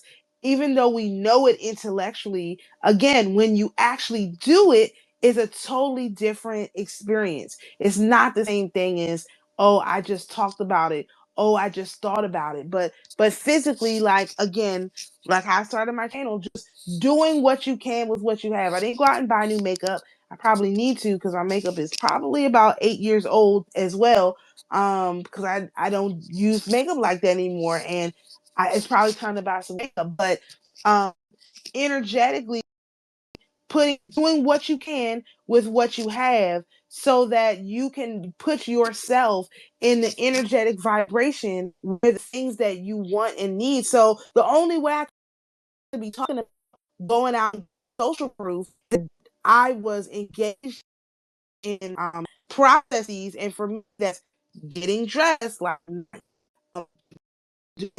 and like actually engaging in people, going out the house and not like being stuck in the house and just focused on my research and stuff like that, but actually going out to have a good time, spending time with different kinds of people. Like if I weren't engaged in those kind of activities, then it would be very difficult for me to attract what it is that I really want, which is the capacity to do this social proof. So you can't leave that out of the equation. Like a lot of times, the whole discussion of love is all in our mind, and we never take it out of our mind and put it into action. Like we have to break the spell of intellectualizing everything without it into physical action. Yeah, and I think what you mentioned, these are in many ways like baby steps. These are baby steps that we can Right, all take, that we can all do to embrace the different spirits, gods and goddesses, themes, ways of being, and it's all really another aspect of empowering us to learn how to properly right, broadcast the love. And it's not just love, like right, this is all broadcasting. What you're basically telling us is you um broadcasting, and as a result, like people are feeling it, people sense it, they see it, right. And, and they're engaging well with it. and the deceiver too also senses it, and so his whole to try to talk me like, no, man, that's not real. I know what's real. My life, okay. I know what's happened to me in my life, and so what you're describing sounds cute, but it doesn't actually line up with the reality of my life, and so that you have to confirm reality that you want and not confirm reality necessarily confirm the reality you're experiencing. And see, that's where the whole vision is. That's where your dreaming big comes from. Like that's your why. Like why are you doing all of this stuff? And I feel like I didn't really go into depth of that, but really have a why that motivates. And it should be. It should be a feeling and experience. So like for me, my wife, I want my kids to not have force be forced into these type of energetic contracts that I was forced into, not by choice, but by pure force and coercion. I don't want my kids to have to endure that. And um that's a lot that's a big enough why for anybody. But then like I had to even expand my why more than that to say, no, I actually want to live forever. So in order for me to live forever, like to the longest of my in order for me to live forever, I have to leave a mark. And in order for me to leave a mark, that's going to take money. Like you can leave a mark and not spend any money. But if you want that thing to last forever, you actually have to spend money. So like when I went to university in Maryland, they literally have the whole performing arts center named after somebody. They got this building named after somebody, that building named after somebody. Like that's the kind of thing that you have to do. You have to build something and name it after yourself, and then you have to make sure it can be funded in perpetuity. That's how you literally live forever. Or you take the Jesus route where you affect so many people and set up your structure so tough and so strong that that people even today are willing to quote unquote take up their cross for the cause of Christianity. Like that is a testament to the capacity of an entity to live forever. And so when you start to build your philosophy around that capacity of being able to live forever, then it's a totally different thing. Because most of the normies out here, they're not trying to live forever. They don't even want to be alive right now. And when they die, they want to be forgotten. Um, they do. They want to be forgotten. They don't want anybody to be worried about them. They just want to be gone. And that's really sad and unfortunate because everybody deserves to be remembered. And but you have to put in the work to be remembered. You're not going to be remembered without putting in the work and having the desire and having the dream to be remembered. It could be by having a bunch of kids. That's how our ancestors used to do it. They would have a bunch of kids. It could be, like I said, having a building built in your name and setting it up with an endowment so that it like, or it could be like founding something, funding something that is so necessary that is pervasive, like the library system. Rockefeller funded that. So yeah, did he use it for wickedness? Of course. But did he not fund it? Did he not put a library up everywhere? Yeah. And so when you're the one putting up the libraries, you get to decide what goes in there. And that's like a part of this whole process that people forget. Like, for example, with the example of South America, if I'm going to South America, right, and I'm going to be giving out whatever people, I can decide to give them what I can decide to give them microwaves. Now are microwaves good like things for reheating? Not really, not really. But if I decide to give them microwaves, would they now like adopt this whole thing of, oh, we have to get microwaves? Possibly.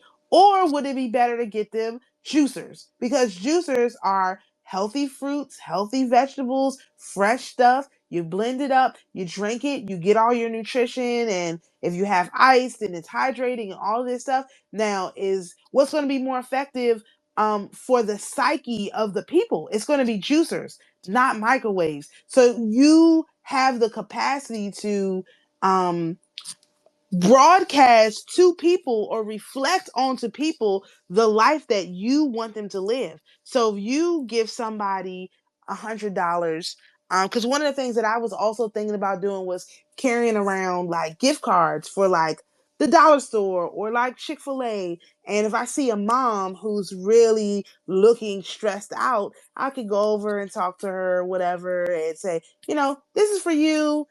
Take your kids to, Chick-fil-A over there and get them something. They have a little play area and you can get like a little break. Because a lot of times, like, if you're a mom, I mean, it's a unique experience and you've got all your kids. That means you can't leave your kids at home. That means either you're a single mom or you don't have a partner, or the partner works or whatever. So you're running around with a bunch of kids. It's never favorable to take kids to a store. Never. There's no time when you want to do that as a parent.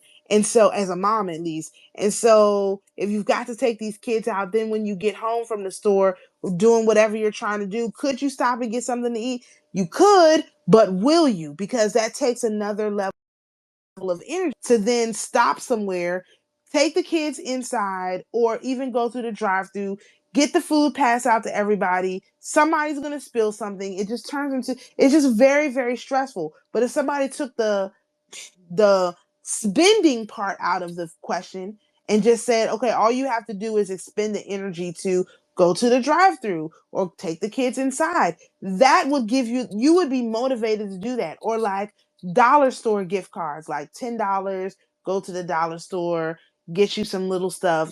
I don't have to pick it for you in advance. Like, just go and get what you want. So like in my church, the thing that we do on Christmas morning is people buy gift cards to Jimmy John's. And on Christmas morning, the priest, they take the whole thing, they go out to where all the homeless people are downtown, and they pass out gift cards and hot chocolate and snacks and stuff like that. And they literally spend Christmas morning with the homeless people. And then we have a service, I think at 10 o'clock or something like that.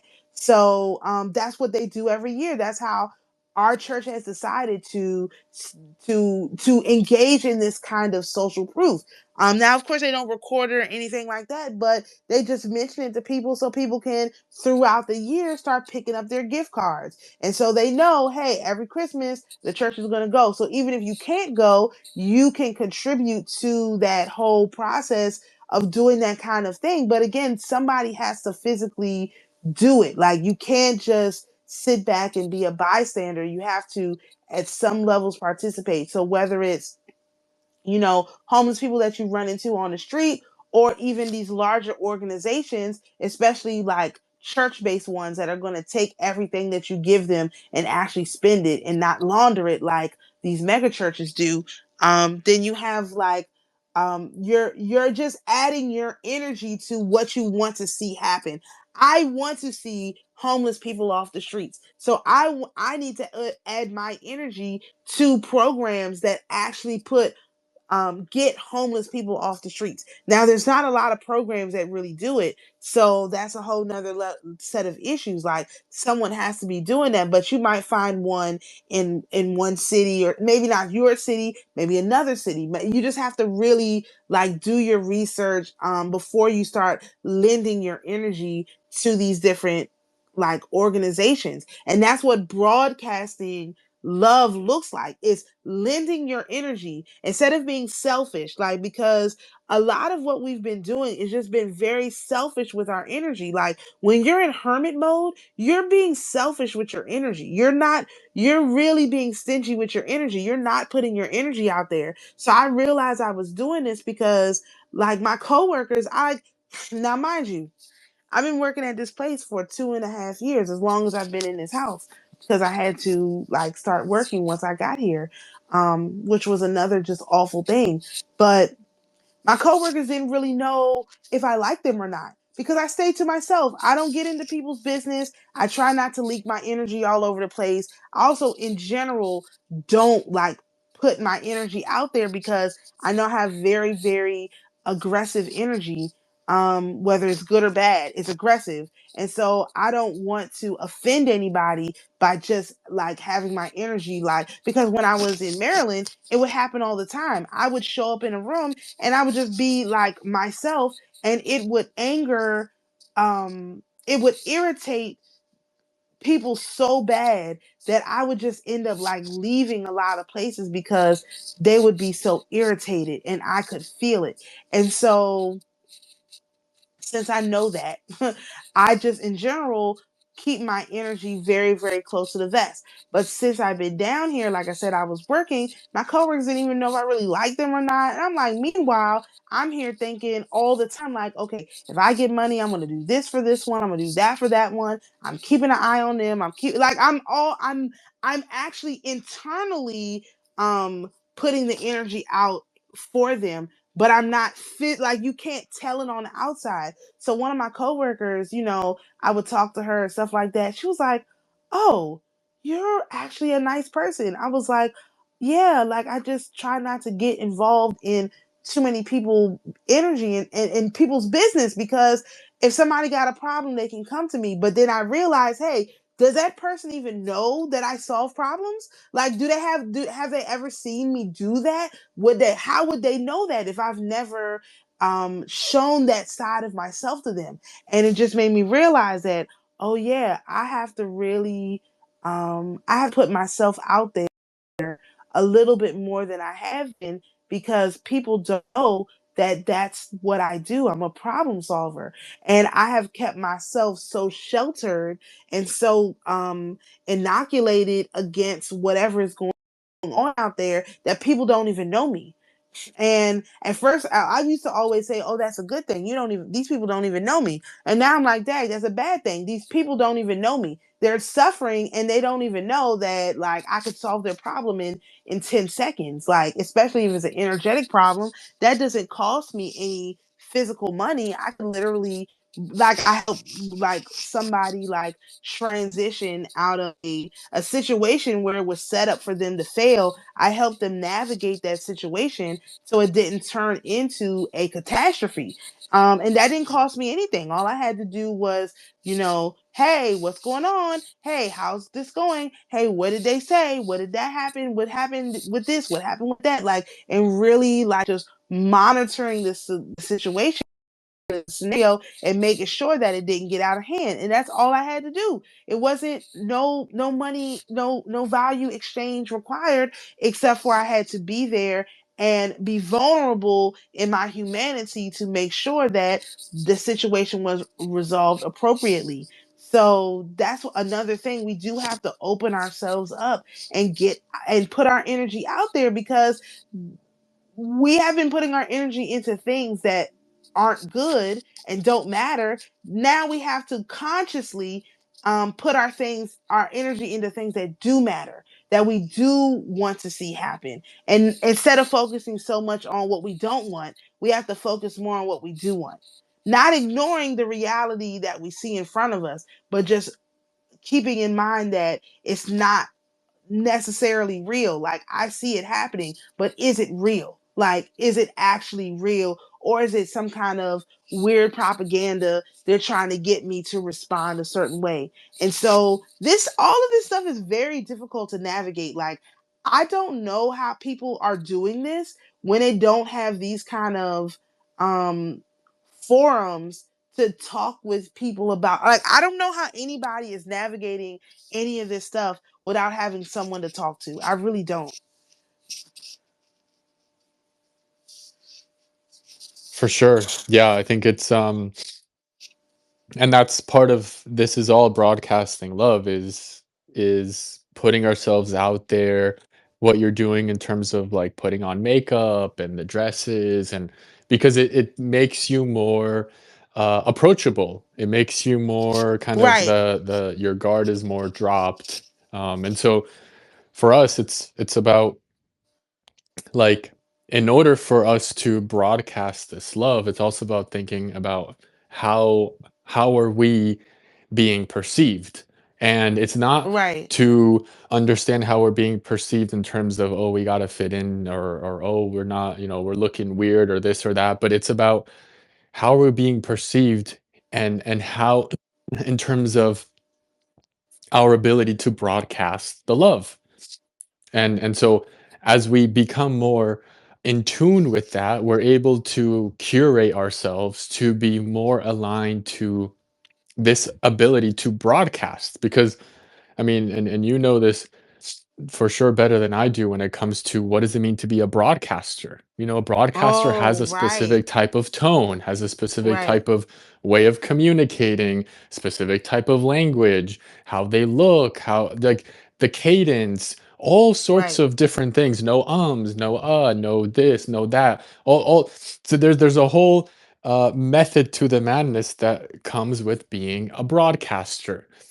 It's not just like anyone can just go into the mic and start speaking and they're going to be a great broadcaster. There's a certain methodology that is necessary to be a broadcaster. So it's the same thing when it comes to broadcasting the love. Like, are we how are we broadcasting it? How are we Right. as broadcasters of this energy? As opposed to being actors. Because look at the difference between a broadcaster and an actor. A broadcaster brings you, hypothetically, they bring you truth, right? Let's just it let's be as nice as possible. in in all reality, a broadcaster is just supposed to bring you the cold hard facts of a situation: the who, what, where, when, and why. Right? That's what a reporter or journalist or whatever is supposed to do. Not get into all their feelings and emotions and all of that stuff, right? But just bring you the basic who, what, where, when, and why, so that you can make an informed decision on a particular subject matter. But what does an actor do? An actor is very deceptive. When you're playing a role, your goal is to be as deceptive as possible. And so because you're trying to get someone to believe that you are this person, this character. And so a broadcaster is rooted in authenticity, while an actor is rooted in deception. Yes, right. Exactly, exactly. For sure. Yeah, and um the best broadcasters have the best source of news. And who is the source of, quote unquote news for us? And that's God, Yep. which is a like byproduct of our authenticity. Because if we're not Right. being authentic, God, we're not going to be able to receive God. We're not going to be able to receive his messaging that we are then going to broadcast. So Right.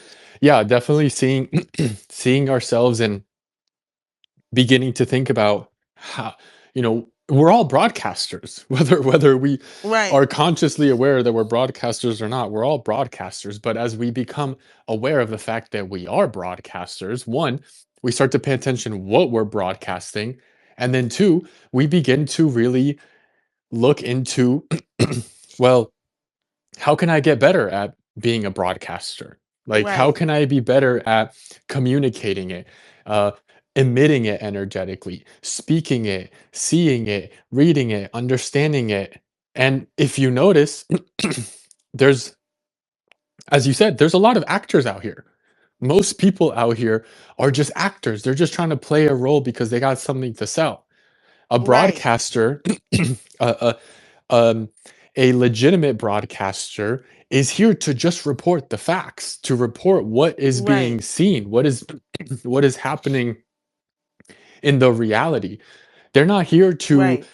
they're not here to sell. Now, there could be a byproduct of one's broadcasting abilities ends up having people buy into whatever it is that they're pushing. Like if they're broadcasting the war in Vietnam and that brings up emotions of people that want to end the Vietnam War, well, Right. that's just the byproduct. But the issue with Right. actors is they are pushing their way of being to get something in return, to push some sort of Right. agenda, to do this, whereas the broadcaster just knows that it has to broadcast this, and so it's going to do it. There is no there is no there is no and it reminds me a lot actually of initially in when I began first investing in narratives. um I would get very defensive when my narratives were being attacked. I would get very Mm. defensive when I felt that my narratives were being co-opted, were being almost kind of uh, taken advantage of in a way that it was an attempt to manipulate it. But as things continue to progress and as I continue to gain power, I realized it doesn't matter. Like it doesn't matter um, what other people like. It doesn't matter if the system's trying to attack raw milk or this or that, which during the Biden administration there was a Oh serious my attack gosh. on raw It was milk. horrible. Yeah, it Yeah. was very intense. And that's not to say that I'm just going to be sitting on my ass, not, sitting on my hands, not doing anything. But the point is that it's understanding what it means to be the broadcaster. The broadcaster Right. is just going to continue to speak truth to power regardless of regardless of what's happening. So because when we're speaking from authenticity, uh we can get in the mud, and I've done that many times. I can get in the mud fighting the Biden administration when it comes to raw milk and sending energy to raw milk and doing this and that. But it's like that's now being an actor. Now it's like Right. I'm having to act a certain type of way Mm. and have a certain type of agenda because, well, raw milk is under attack, so now I need to kind of maneuver myself to play this type of act. Whereas the broadcaster is just observing what's going on, broadcasting it, and then continues moving. Why? Because like it's already, they can't stop what we're doing. They none of Right, these people can stop, and not even what we're doing, what God is providing to reality through us. So it's very right. important for us to in basically to stay as a broadcaster and not be Right. getting lured into being an actor. So this is like exactly what happened with Kendrick and Drake then, because Kendrick was, it was literally just broadcasting the feeling of the people by saying, what, you're not like us, like you're Yeah, clearly right. not like us. And he used, Mm, even in his video, he used the people, as in the people of LA, to support the fact that he was just broadcasting what they were feeling. Like, you're right. not like us. Like, you're just not like us. Like, we are not colonizers. So, no, you're not reflecting who we are. And what did Drake keep doing? He just kept acting, putting out all these songs, Yep. like the Party Next Door thing, and he couldn't even do a comeback to Not Like Us. It was such a devastating blow to him. So what did he do? Oh well, he's lying about me. Let me go to file a lawsuit to force them to take the song down. What? Didn't work. Didn't work. And what did Kendrick do? He went into, he did the whole Super Bowl thing, and he did what? He broadcast our culture. So everything about, like, I didn't even do a video on the Super Bowl thing, but literally every part of that was about black culture. And if you don't know black culture, someone told you about black culture and you didn't experience black culture, you looked at that like these white conservatives and basically, go that way. Go. Okay, okay. I already go. um all, if you don't like these white conservatives, like I was saying, the white conservatives, what did they do? This is the worst Super Bowl show ever. Where's Creed? Where's the Rolling Maroon Stones? Like, you 5, know what I The mean? Who. Like Maroon 5. Like, come on, man. So y'all couldn't appreciate this as the cultural experience that it was? Like, you literally could not see the cultural experience in this? No, they couldn't see it because they don't understand culture, period. Like, again, I believe that a lot of these people that came here from Europe, these, I call them the Goldilocks Americans, they literally don't know what culture is. So when you have a culture like Poso, again, is talking about how, oh, all of these so-called pagan holidays are really Christian holidays. No, no, no, they're cultural holidays. And pagan is a culture. It's not a religion. So don't misappropriate quote unquote pagan, which is all that is cultural holidays for Christian holidays. They can also be Christian, but don't say that they're not pagan. That's not like, we're pagan is cultural. Like, you're not going to be stealing our culture. It's because they don't understand culture. Like, I don't know what that is, that they come to America and then they have no culture anymore. But like, America has a very distinct culture.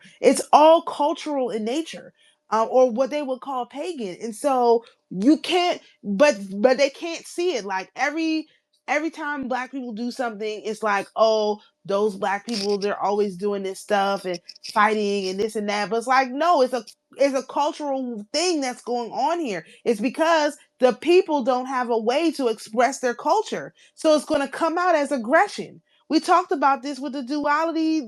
I was just talking about this. Like, it's going to come out as aggressive masculine energy because there's no duality. There's no feminine energy that's in, to put into it, because they turn the entirety of being black into this masculine expression. And so there's no feminine expression. What would the feminine expression of black culture be? It would be carnival. And we don't have anything like, they took all of those experiences that we used to have in our communities, like May Day and like Carnival, they took that out. And so there's no feminine expression of black culture basically on the land. And when black people, I mean, when anybody can't express both sides of themselves and they lean too heavily to one side or the other, you're going to have like a disproportionate response to certain things. And so imagine if black people started to have their own carnivals, because this was something that I wanted to do. Like, imagine black people started participating in carnival as if it was a part of our culture. That would piss everybody off. They would be like, "This is not your culture. This is Caribbean culture." And da da da. So I mean, and I have thought about this too. It's like, so you mean to tell me the Caribbean, which is about 40 or 50 miles off the coast of Florida, that none of that ever made it to America? Like, this is what you want me to believe? Like, we have Florida, especially, shares a lot of um, ecosystem features with the rest of the Caribbean, but somehow that particular thing, carnival, never actually made it to America. Even though we have carnivals, we don't call them carnival. We have carnivals that made it here, but it's not the same as that one. That doesn't make any sense. Etymologically, I can't say the word. The words are the same. Like, of course they're the same thing. It's just that they took the expression here and they on the mainland, and they made it more European in nature. And so it doesn't look like how it looks in the Caribbean or in South America. It looks more European in nature. But we could take that same theory and philosophy and make it more, or they do have it like in New Orleans with the whole Mardi Gras and all of that. They do have that, but again, they try to limit it and say, "Oh, only these people here, only these people here." They don't let Black Americans have a nationwide feminine expression. And that's what is really necessary, at least for Black people, to balance out this energy. And I think everybody needs, and I think everything in America is over masculinized. We need more nationwide feminine expressions of energy. And I think that's what the giving and all that stuff is. It's a feminine expression, because females give. We're the wombs. We are the givers of life. So if we used to have a culture where people did give to the homeless and all this stuff a lot, but then they industrialized that and they governmentalized it, and basically you don't have people doing it as much as they used to, except in emergencies. But this is stuff that people should be doing all the time. And in my opinion, it begins with the whole concept of the well pumps. People putting well pumps in their yard and saying, "Yeah, come and get some of this artisanal water." Yeah, I had to pay for the pump, but it was basically nothing. And get you some good water.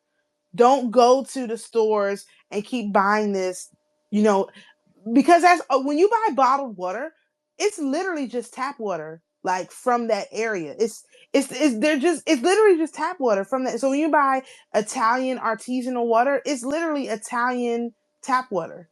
Like, that's what it is. It's just, it comes from the well, but it's just a well, like a pump well, just like you know, I've been talking about. So I think it starts with that. If we become more, again, like giving more feminine expressions of the energy, I feel like that will bring some of this masculine expression back into balance.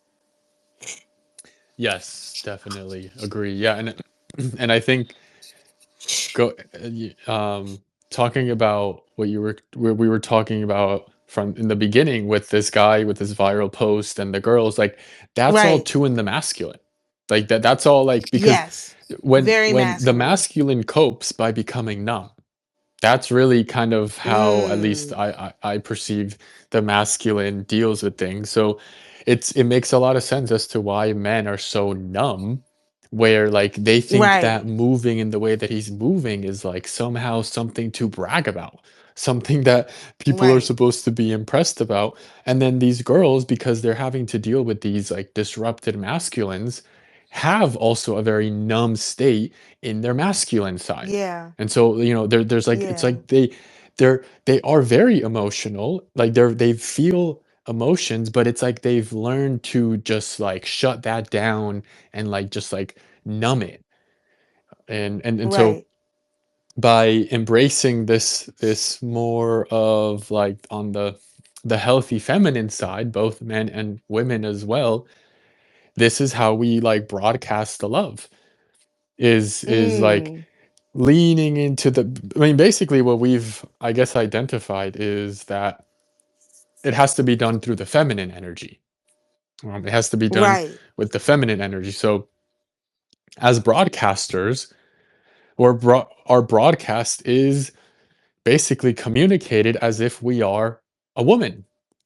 It's like energetically Right. we're communicating as if we were a woman behind the screen broadcasting the energy. Now, how does that look when you're a man? Well, it just means that you're going to be more in tune with your feminine side. You're going to be more in tune with like Right.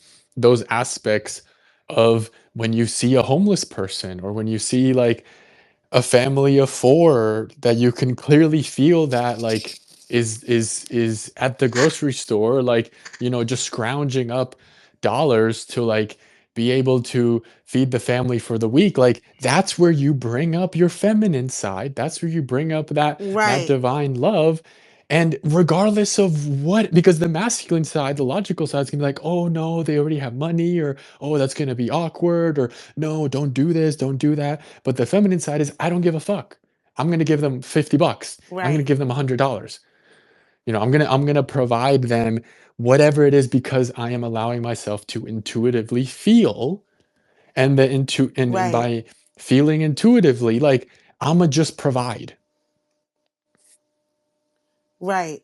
That's a very motherly energy too, because when you have a baby, it's like, okay, this baby is crying, right? The baby is crying because that's all the baby can do. The baby is either crying or not crying, basically.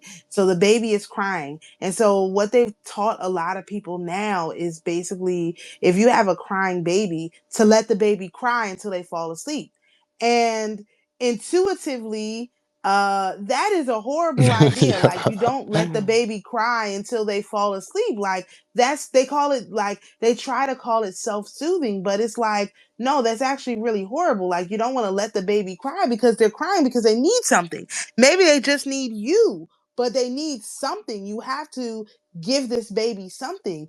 And so, like, if you have the grandmother energy, back to the maiden, the mother, and the crone, if you have the grandmother energy come in, the grandmother will say, hey, that baby's crying because it's hungry. And if you're in the mother energy because you birthed this child, you will say, I just fed the baby. And the grandmother will, well, wouldn't know, but the grandmother will say, no, it doesn't matter if you just fed that baby. The baby's still hungry. I can't Mm. tell you the number of times I've gone to, like, my sister's house because she has two more kids than me. And so a baby would be crying. And I would be like, oh, that baby, I think, is hungry. And she's like, I just fed the baby. I'm like, yeah, but something's wrong. So you pick the baby up, you start investigating.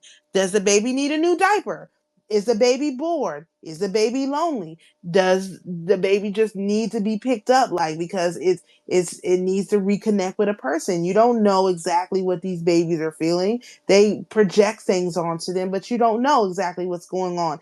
But once you, like, identify that a baby needs something, you have to do something about that. You don't just sit back and say, like a lot of people are doing now, like, oh Mm. well, the baby already ate on this schedule this amount and that's it. Like, a baby is not a robot. So you may like, when my son was born, I decided I was, especially since COVID, I was like, oh, I'm just going to exclusively breastfeed, right?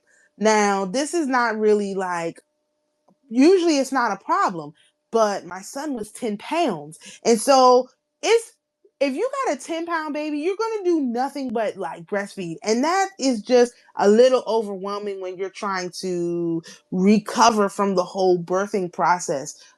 So after about 2 weeks, I was like, you know what? That was a really cool experiment that I tried. Let me go get some formula, because yeah, I'll still breastfeed, but I'm going to formula feed too, because there's absolutely no way that I can do nothing but breastfeed all day and all night, because babies are hungry, and I don't really do that whole let the baby cry thing. Like, it doesn't make any sense to me. And so I went and I got some formula. But then you also have these women who are like, so, like, again, aggressive even in their maternal energy, that they're like, no, I'm exclusively going to breastfeed, and I'll just, my body just has to train itself to produce more milk and all this stuff. And it's like, okay, that's fine, you could try that too. However, this baby's hungry right now. So are you going to stop what you're doing like right now and feed this baby? What's your plan? And a lot of women go overboard on the other side, like I said, with the, oh, I'm only going to breastfeed. Like, you ideally you do a little bit of both. Why have the bottles if you're not supposed to use them? Ideally you mix it up, like you do both. Because one thing about breastfeeding, like of course people don't know, but it helps to prevent you from getting postpartum depression. So what they do at the hospitals now is, when a lot of times when women give birth, they don't allow them to breastfeed. Like with my oldest two children, I had to fight them. Like I was like, bring me my child so I can breastfeed. They're like, no. And I was like, no, no, no. Wipe the baby off, because they're a little disgusting when they come out. Wipe that baby off. Let me breastfeed. And they're like, no, well, we have to. I don't care what you have to do. Like, I had to be very, very aggressive with them, because they know that if, as soon as you birth the baby, if you don't try to latch on immediately, it is extremely difficult to latch on later. And a lot of people going into the hospital to deliver, they don't know this. And so what happens, you have all these women who give birth, and then they have this horrible postpartum depression. Now, there are some people who breastfeed who still have postpartum. So don't, it's not a hard and fast rule, but it's a general, like in general, if you breastfeed, you're less likely to have postpartum depression. So every mother that I know that had postpartum depression, they did not breastfeed their baby immediately after the baby was born. And I asked them, I was like, did you breastfeed? They're like, no, well, the hospital said this. And I was like, oh my goodness. And nobody told you differently? No, nobody told them. So it's kind of like in the same vein as the whole raw milk argument. It's like, yeah, you need to have raw milk. Like, it's necessary. But of course the government would want these women to start their experience with children and let it be traumatic. And it just gets more traumatic. Like that. So what's the logic? I don't understand. What's the logic of not allowing the woman to breastfeed? They're just trying to fuck him up? I think so. What they say is like, oh, we have to. Okay, it depends. Again, it depends on. Like I mentioned, it was my daughters who I gave birth to in Maryland that I had a problem. My son I gave birth to in Virginia, in rural Virginia, not a problem at all.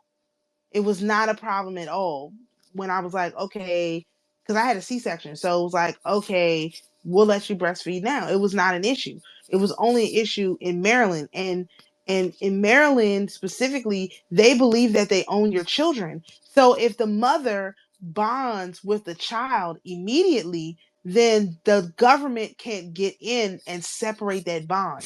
So what the government is trying to do, you're laughing, but I'm That's so serious. crazy. I'm so serious. The government tries to separate because they want you to put that child in daycare at 6 weeks. Yeah, So if right. you They want breastfeed, the disconnect to continue to manifest. exactly. So if you breastfeed immediately after giving birth, you're not going to be as likely to go back to work. It's Mm. a slavery system.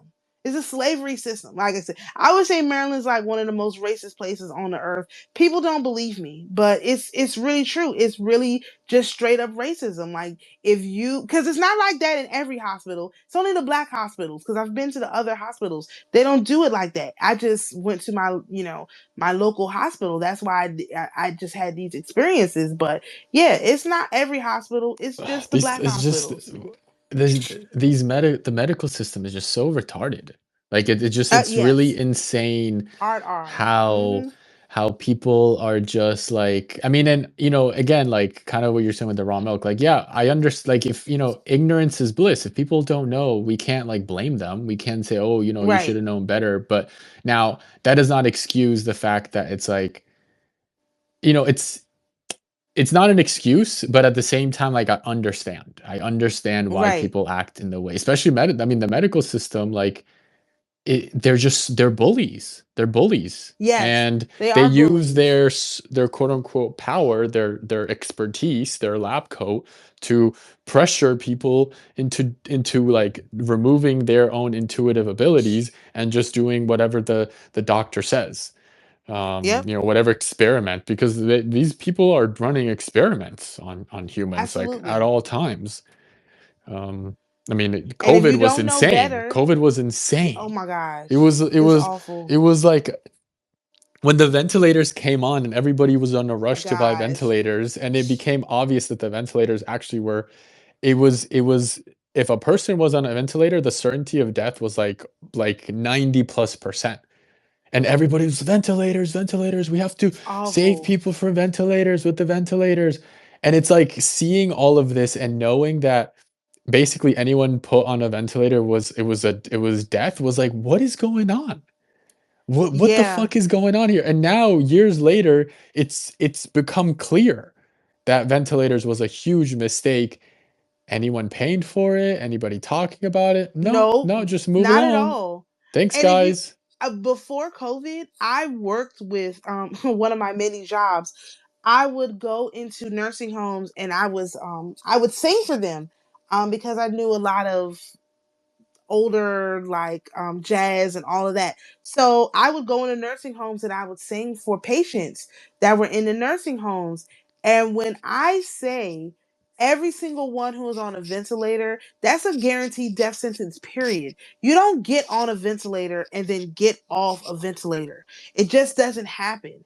And so when they started rolling that out in COVID, I was like, this is the worst possible thing because before COVID, I had already seen this working with these patients that it was guaranteed death sentence. And I was very upset. I was like, oh my gosh, why are they putting people on? I don't care what they say. These people are dumb. Like I knew that. Like I knew it. And so watching it unfold and having seen this happen over and over and over again with patients was like, or clients, because of the music thing, was horrible. It was horrific. And you're and right. and you and Nobody's you paid. and you couldn't Nobody. do anything. It would because it Nope. was like it was, oh, conspiracy theorist, oh, you're crazy. So it's like in many ways it's like you just had to like shut the fuck up and just like, with your close family members. I mean, for me, I was like, I I made myself known online. I didn't push it hard because I was like, it should be pretty obvious to not take the vaccine. But Right. I made it clear enough where I told my followers what my stance was. I let people know that I saw COVID as complete bullshit. Now, if people trust my judgment from the many years that they followed me, then they, were like, yeah, this makes sense. I'm not going to touch it. Most people, obviously, they were full of fear and they did whatever they needed to do, which again, Right. it's fine, whatever. It's not, that's not my problem. But Right. I was in my physical reality. Like, it was so it was like, I was like, you know what? Like, it was like, I didn't even have the interest nor the drive to try to argue with people whether to get the vaccine or not, because the the mental control, the conditioning through the pandemic, through the lockdowns was Right. so intense that it was like, I'd rather them not know that I'm not vaccinated. I'd rather them not know what I Right. believe about the vaccine, because I could see something had like consumed them for that time. And I was like, Right. these motherfuckers will out me. If I tell them that I'm using a, Yeah. a fake vaccination card, they would be the type. If shit Right. got serious enough, that they would pick up the phone and report their fucking neighbor type of shit. Like, it was, I mean, Right. it was really dark times to be a beacon of light, because it was just like the dark had Right. just consumed everything. um Right, right. and I had to move. I had to move because the election and I'm in, blue Maryland with all of these crazy like again tattletale black people who are looking for people to it's tell on. crazy, Like I didn't have yeah, the oh yeah, my I didn't have a goodness. job where that was like, oh, I had to get a vaccination card, but I was just thinking, so my kids are just going to this is it? Like this is it for them because Maryland didn't go back to normal, well, sort of normal until like 2023. Wow. 2023. Yeah, it was crazy. And I was like, okay, I've got to get my kids out of here. So really, that's why I always say I came to Maryland as a refugee, because I mean came to Florida as a refugee because I had to get my kids out of there. I didn't want them to be online school forever. I didn't like that experience for them, especially my oldest. She's a social person. Like she needs to be around people. And so I was like, I have to get my kids somewhere where they're going to excel. And so that's how I ended up in Florida. I had to move. Like literally I had to physically pick up my whole life and move it just to make sure that they would not fall victim to what was going on up there. So I have a friend who stayed up there, and her children were in high school, so they got the jab so that they could play sports. One of them is still sick to this day. Jeez. Like they get this, it's back and forth, on and off. She's sick all the time. The other one is also sick all the time, but it's not the same because they were twins. So it's not the same kind of sick that the other one is. But one of them gets sick all the time. And I told her, I was like, because there's a mitigation protocol you can do for that. You use the nicotine patch or just cigarettes in general, but the nicotine binds to the junk and it pulls it out of your system. And so I told her that, but I'm like, did she ever for them? Did she ever tell them? I don't think so. So they're still suffering to this day from that inoculation, and there's been no one to pay any. I mean, it's like, okay, you did all this to play sports, but like now, and I had I had this whole conversation with my daughter. I was like, if they pass away for some reason because of this inoculation, you just have to prepare yourself. Like, because I didn't want it to happen, and nobody told you that this was going to happen. Like, it's very scary. And I was like, how could a parent allow their kids to do that at all? It's like, okay, you want to play sports? I'm gonna send you with your grandma because her mom lives down here. I'm gonna send you with your grandma to Florida so you can play sports. Play sports down there.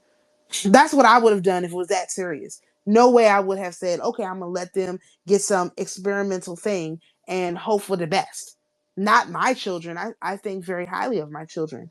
And not that I don't think that she does, but a lot of parents just, a lot of the kids, it was the kids who were propagandized because they were holding over them the thing that they wanted to do, like going back to school, like going to prom. Like that's another thing, like as we talk about like broadcasting love, those kids that graduated in 2020, they are stuck because they never got their prom. They never got their their graduation that they were supposed to get. So something has to be done about that. Other because that's another reason why I think they did it. Like there's no way that because I've met people who graduated in that year and they're really still emotionally stuck there because that was such an important moment that was snatched from them. And eventually we'll have to like start addressing how we're going to energetically help people with that, because there's a lot of people who are stuck in that energy, and so everything they do is to, like that guy, like show off, oh, the women that he's got, the whores that he has, because he didn't get a graduation. He didn't get a prom. You know what I mean? That's how these people are acting. Like a part of them just never came into fruition, and they're reliving everything they can to try to get that. And it's really sad to see. Actually, it's really tough to watch. Yeah, definitely. Well, I think this is a good way to end the spaces. Yeah, we I think went it way off was subject. we went all over the place. But I think, I think the main point in terms of broadcast, like I think it definitely brought a lot of awareness in terms of like how do we broadcast love? And I think it's becoming much more clear in terms of becoming aware of how do we position ourselves as broadcasters, how do we do things on a day-to-day basis to learn how to broadcast this love better, and as a result, like the people are going to embrace us and what we do, what we represent, what we are in a much more effortless, seamless way where, Right. basically, like, we're not going to have to do these kind of, now, that's not to say that they're bad, but we're not going to have to do these, like, kind of like call to action type No. clickbaity things. Oh my It's just gosh. we're gonna be No. attracting people simply through our broadcast because our Right. broadcast is gonna be the best. So obviously people are gonna want to tune in. They're gonna want to tune into our energy. They're gonna want to tune into our message. They're gonna want to tune into the love that we're providing because they're sick and tired of that other way. They might not, they Exactly. like, the thing is, these people are still acting like, again, actors, they're acting like it's cool. They're acting like that's the way to go, to be misaligned, to be filled with lust. But it's they're empty inside. And like, it doesn't Exactly. matter how many women, doesn't matter how much money, doesn't matter whatever material stuff you might be able to accrue and get and this and that, it's just not fulfilling. And so Right. obviously people want to tune in to the broadcast that is aligned, that is going to bring them fulfillment, that is going to make them whole.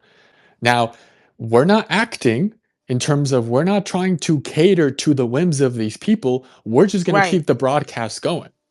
We don't Right. care about whether there's one person following or 1,000 people following or nobody following, listening to the broadcast. It doesn't matter. We're going to continue to broadcast because by the time people begin to start to tune into the broadcast, we got the experience. We already know how to manage it. We Right. already know how to deal with it. And Right. there was a great video that was talking about the, what is it, with the orchestra. What's like the Mm. what's the guy that, The like, the, maestro.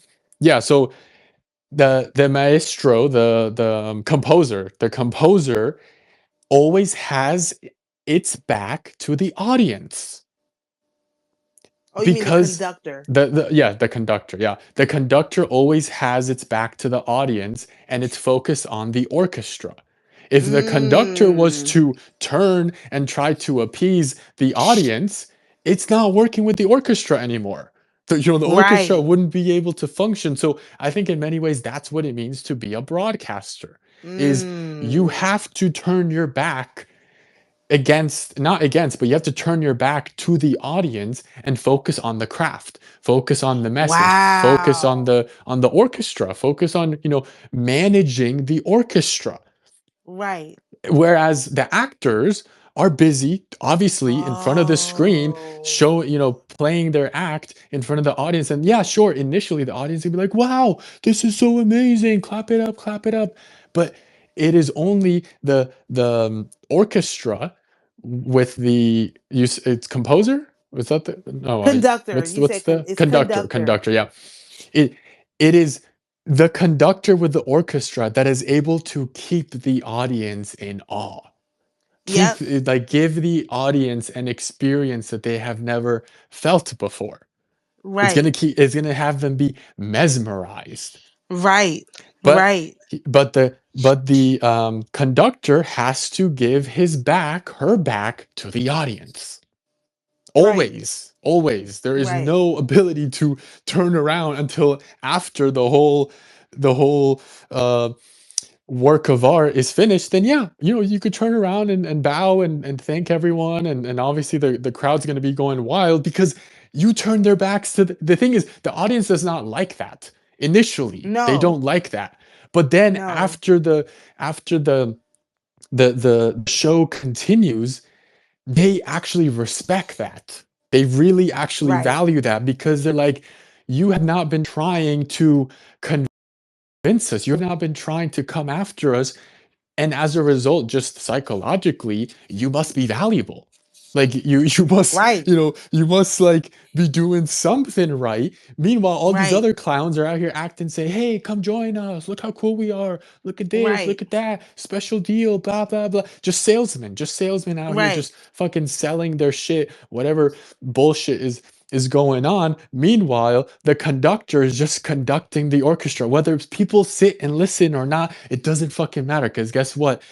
the conductor keeps going, eventually it's gonna sound really fucking good. And when it sounds really Right. fucking good, guess what? The audience is gonna have to listen. They're Right. gonna have to stop and listen. Right. You can't help it. And it's funny because I was a student director of my choir in high school for 2 years, and I was the first female in the history of that choir like to be the student director. So I know exactly what you're talking about because it's true. Like you cannot look you have to be so focused on what the for me it was a Mhm. choir, what the choir is doing and making Mm. sure that it sounds the way that it's supposed to sound, that you can't be worried about the audience. The audience doesn't know whether you missed a note or not. The audience Right. doesn't know if someone took a breath, but me I knew when people took breaths when they weren't supposed to. And then I had to go back and correct them. Hey, don't breathe there. Like you got to breathe somewhere else. Like it's all really like technical so that the sound, the final product is produced in a certain way that it evokes the emotional response that you're looking for from the audience. So you're worried about the audience, but it's from the perspective of giving them the emotional response that they deserve, as opposed to putting on a show. Because, I mean, as a choir, of course, we put on a show, but it was about evoking a certain emotional response from the audience. And that takes like very serious precision in order to make sure that it happens. And you've got to be paying attention to all the parts because if you stop as a director, if you stop like what they do with the orchestras, what the maestro does is basically they're keeping the tempo. That's what they're doing. They're keeping the tempo and they're making because you're dealing with humans playing instruments, so they're going to get their own feeling on how it should go. So you're making sure this whole big group of people, I mean, this just ties it all together. Like this is it, you're making sure this whole big group of people stays on the same tempo, singing the same beat. Now they each have their own different part that they're playing or singing, but they're staying on the same tempo so that the song is a cohesive song and a cohesive work of art.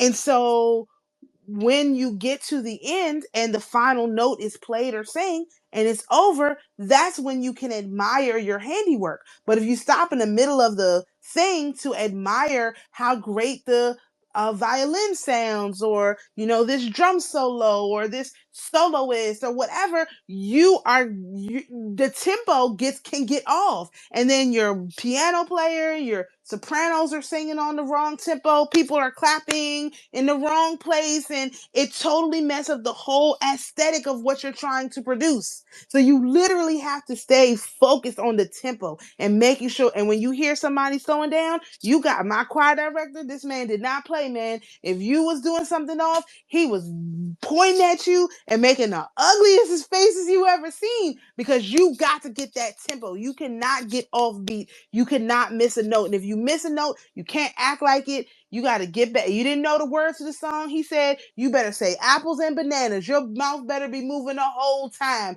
Because if you got one person, especially in a choir, if you have one person who's just standing there like a deer in the headlights, they look crazy. They look crazy, and you cannot let them do that. Like everybody has to be 1, 2, 3, 4 on beat, on tempo, and moving and looking, and the performers do the performing. So that separates us. We're not the performers anymore. Now we're the broadcasters.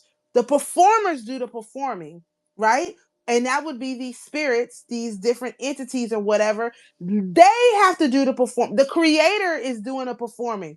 What we're doing is keeping the tempo, i.e., the calendar. We're separating the time in a way so that everybody stays on beat. Wow, what a fabulous example. Oh my gosh. Yo, can I jump in and say this real quick? Go ahead. It's it's so wild how these spaces continue to align artistically with what I'm doing. I literally made a piece the other day and I fucking titled it Conductor. And I'm depicting the moon like in the foreground, almost like raising their hand like a conductor getting ready to, strike it, the violin's playing, just metaphorically speaking or whatever. and then I have like the sun doing his thing in the background. And I'm doing all this because, like I said to you guys before, I create art outside every single day on my property. I also play music on my lawn while I'm doing art. So I'm very Wow. aware of what I'm broadcasting to my street.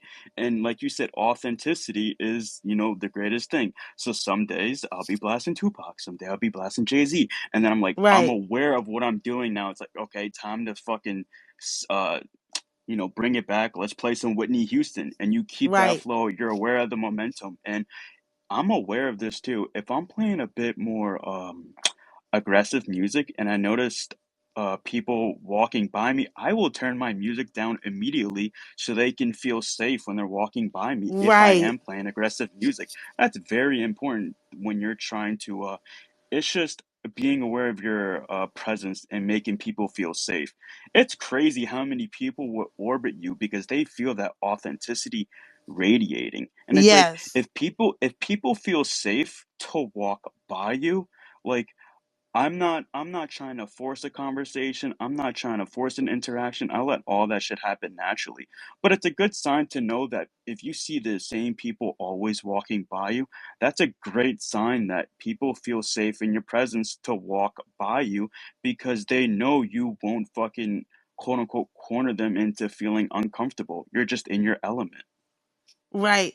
This happened to me a few weeks ago. I was at church and like I go to church all the time, right? But I was sitting outside by the playground and for the first time, now mind you, I've been going to church for 2 years. For the first time, kids walked up to me and asked me for help to play with them. And I was like, okay, so why is it all of a sudden now I'm emitting this frequency that these kids feel like comfortable enough to just randomly talk to me. It was so it was surreal really, and I was just like flowing with the energy and I'm like, wow, this is amazing. Like this is now I know that I'm like energetically like at home because the kids have like taken to me. And it's not like I don't talk to them or whatever. It's just normally I've never had this experience. This kid was trying to play soccer with me and I was kicking the ball back and forth with him and I just never had that before. And it was a bunch of different kids and I was like, wow, I'm really like at home now because I'm getting this response from the kids. So I know that things are progressing energetically. And it is because I feel like um because I'm so close, I had to work really hard to just be more open, and at least energetically be open. If I'm not like verbally, physically being open, just energetically being open and receptive to the energy. And so as a result, that was picked up. So yeah, it's crazy about this whole conductor thing because I forgot about like so much of this stuff in relation to like directing a choir and all of this stuff. I forget because I haven't done it in so long, but it is true. Like, and I think it's something to what you said about the moon directing the sun because in my scale of 9, my I think it's in Inada. I think that's what it's called. The scale of 9. Um, there's it covers the moon phases, but there's a full moon that's related to the sun and there's a full moon that's related to the moon. um because when you have a full moon, it's the sun fully reflecting onto the moon. And so there's a sun aspect to it and then there's a moon aspect to it. And so I think that's probably how that ties in. But for the moon to be doing the conducting of the sun, that's actually a fascinating concept that I'm gonna dig into. So thank you for your commentary. Yeah, that shit's crazy because like I never like consciously plan any of that. It just naturally unfolds, and I found it was Wow. so fascinating that when I'm looking at this piece of art, I'm like, "Yup, that's the moon front and center raising his arm," and I'm depicting the moon with his eyes closed. Um, Almost like fully confident, like, yeah, I'm confident in what I'm doing. I don't even have to look. That's kind of like what you guys were just talking about, like Yeah. almost turning your back to the audience. Right. Because These are all the little when you're things a I think about. conductor, Yeah, when you're a conductor, it doesn't matter what it looks like. I mean, especially for an orchestra, it doesn't matter what it looks like when the people are playing the instrument. It really matters what it sounds like. And certain, especially with orchestral arrangements, there's sometimes like 8 different lines per page. And so you can't really be looking at the music, and you can't really be looking at the parts. You have to be listening for certain things to happen in the way that I definitely suggest people go and listen to some orchestral music if you hadn't. There's a composer. His name is Joseph Haydn, and he has a composition called The Clock.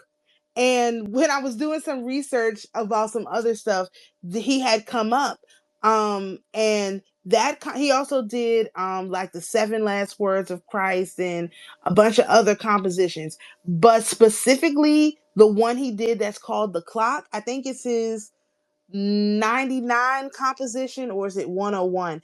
But yeah, I highly suggest you look that up and listen to it, because it's a fascinating composition. And it's called The Clock because of the ticking. Dun, dun, dun, dun, dun, dun, dun, dun, dun. So it's like a lot of tick tick tick tick tick in the background. And so it's like, that's when we talking about the orchestra, that's the orchestral composition I'm thinking of. And it's like, wow, like imagine if he stopped focusing on that ticking that's going on in the background, and he got distracted by the other instruments and what they were doing, then you lose the energetic momentum of that very, very unique ticking that's going on. So yeah, The Clock by Joseph Haydn. I think it's his 99th composition or the 101. I can't remember exactly, but I highly recommend it to people. It's beautiful. It's beautiful. Yeah, and I think this ultimately is what separates what I call beta and alpha, where the beta, like they might try to conduct the orchestra, but they're always looking at the audience. What are they saying? Are they happy? Are they Yes. content? Am I getting engagement? Am I getting likes? Am I getting this? Am I Right. fitting in with all the other Right. influencers? Am I doing that? Am I like, do I have Right. the right hairdo? Whereas alpha, Oh my like God. every time the audience even begins to praise the conductor, the conductor gets even more focused on the Right. on the orchestra, because obviously the pressure is on the conductor to conduct. And there's Right. obviously flow states that the conductor as well as the orchestra gets into, that if for some reason the conductor gets off balance and starts fixating on the audience or this or that, like it just breaks the flow. So Right. and I think when it comes to being in an alpha, to functioning in an alpha state, like really the audience should never play a role in terms of your ability to conduct, your ability to broadcast. Sure, yeah, Right. they can, they Right. can help to provide some sort of sentiment and gauge, but really they're just noise. And if anything, they're just a distraction. They don't Right. know. They don't know any better. They don't know what's up. They don't know what's down. And what I have, Wow. every time that I have become quote unquote big or popular, that was always the time for me to even more, because it was so, and this happened when I was in 2017, 2018, was very big in crypto. That's how I got all these followers. And so I was conducting the orchestra which was doing the crypto plays. And the Right. audience was so amazed by it that obviously they praised me through the influence, the followers, the engagement, the likes, the comments. And I, I had finished my crypto stuff. And so I looked at the audience, I thanked them, and then I turned against them again, and it was a completely different orchestra. It was all of these crazy Mm. narratives. It was all these insane Right. narratives that the Right. audience then was like, who the fuck is this? Boo, this sucks. Right. Throwing Right. They're throwing water, throwing tomatoes. tomatoes. Yes, exactly. Like, this is shit. I don't like it. They're leaving, they're unfollowing. And what did I do? I didn't look back and say, hey guys, please just wait. This is gonna be good. No, I went even deeper. I there was Right. no looking back because I knew that, like, this is the next act. This is the next song. Right. This is the next Right. piece. And everyone, you were all at the end of the crypto standing up, standing ovation. Well, you're going to have a standing ovation for me again when I'm done with this piece. Right, exactly. You're gonna like it at the end. Don't worry about it. Like, that's literally, and that's what the whole thing with the Super Bowl was. It's like, when it was done, like the Super Bowl halftime show is only like 13 minutes, right? 15. I think it was 13 minutes and 54 seconds or something like that.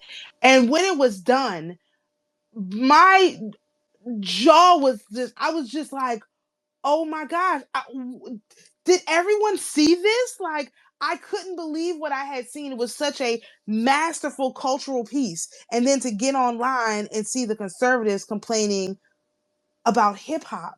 Like, that wasn't hip hop. That was a exploration into Black culture in America in 2025, and you're talking about hip hop. Like, are we on the same page here? Is this like, oh my gosh, I don't understand what these people are seeing? But now, just like you said, they are the audience, but they weren't the target audience. It wasn't for them. So they again should have never entered the arena when it wasn't for them. They shouldn't have appropriated a show that was for them as their own show. Oh, this is supposed to represent America. Okay, well, are Black people not a part of America? Like, I'm just confused about that. It's like they want Black people to be a part of America when they can harvest their energy, i.e., like these sports ball players and the Olympics and all of this stuff, when they can harvest their energy. But when it's time for us to put on a cultural display, then it's like, well, no, you're actually not Americans. Go back to Africa. Like, I didn't come from Africa, so that's not going to work out so well. But that's what they do. It's like these, again, it's a certain class of people that just engage in these very, very weird behaviors. And I feel like definitely when I re-listen to this episode, it's going to be helpful to know how to ignore them because they're just the audience. And at the end of the day, if America wins, they're going to be clapping like seals, okay? Even if we had to go through, if we're able to energetically turn this country around and get it on the right path energetically, they're going to be clapping like seals when it's all done.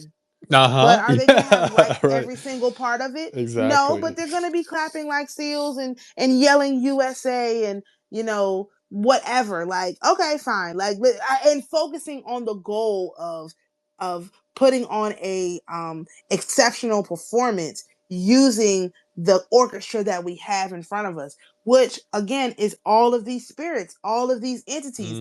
Just like you were Mm. talking about the Victoria's Secret show, like, we've got Venus, we've got Aphrodite, we've got Aphrodite right now. So they put on a huge show. And what was happening? It was, oh my goodness, the Victoria's Secret show was so good. They're clapping like seals. Yeah, Masterful work. and look at this tweet. This model is walking on her toes. She didn't have heels on. Wow. She's now obviously this was a What? rehearsal. She's walking on her toes. Wow. Holy smokes.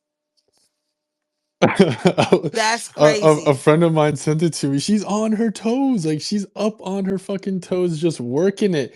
When she sent me that, I was like, there's Wow. no way. What do you mean she's walking on her toes? Like, I mean, it's just, Well, when you wear heels, that's what it is. I yeah, mean, right. that it is toe walking. It's crazy because ever since you've been talking about toe walking, I took my heels, I brought them out of storage because I haven't worn like, I'm trying to work my way back into heels. I haven't worn heels in like 8 years. So I'm like, okay, I've got to get back into these heels. So I got the heels. I'm like working my way towards it, but my goal is to get back into heels. Like, that's how I would do my toe walking, and it's. I've been wearing my Jesus shoes for so long that it's very, very difficult. I can't. I was like, dang, I used to walk in heels all the time. I could go into the club, dance all night, and still walk back out to the car in my heels. What happened to that? But that's a skill I haven't used in so long. I have to like literally bring that back. So no, it's like women. I mean, it's just about being in feminine energy. I think overall we have we have really found the bottom of this. Like we have to be in healthy feminine energy. And now we can move forward with what does that look like? What does healthy feminine energy look like? Yes, and that's for men to embrace their inner feminine and for women to love themselves because I mean it's Right, like if the feminine doesn't love herself then how are we going to be able to push the feminine side, and if men have not embraced their feminine side, how are they going to be able to push the feminine side?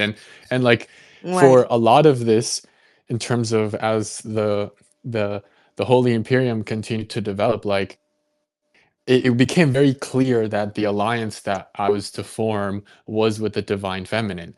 The divine right, masculine was just non-existent. Like it was the right. masculine It's energy in true. this reality is just like so corrupted and distorted that like it was just not going to work out. It was going to have to be with the feminine, and as a result, like Right, what we're talking about now is is literally siding with the feminine and right, go and basically broadcasting love with the strategy of embracing that mother energy, embracing that divine right, feminine energy as opposed to the divine masculine. Now that does not mean we're not going to be obviously embracing and broadcasting that divine masculine energy, but this is kind of like the overall larger picture of what it is that we're doing.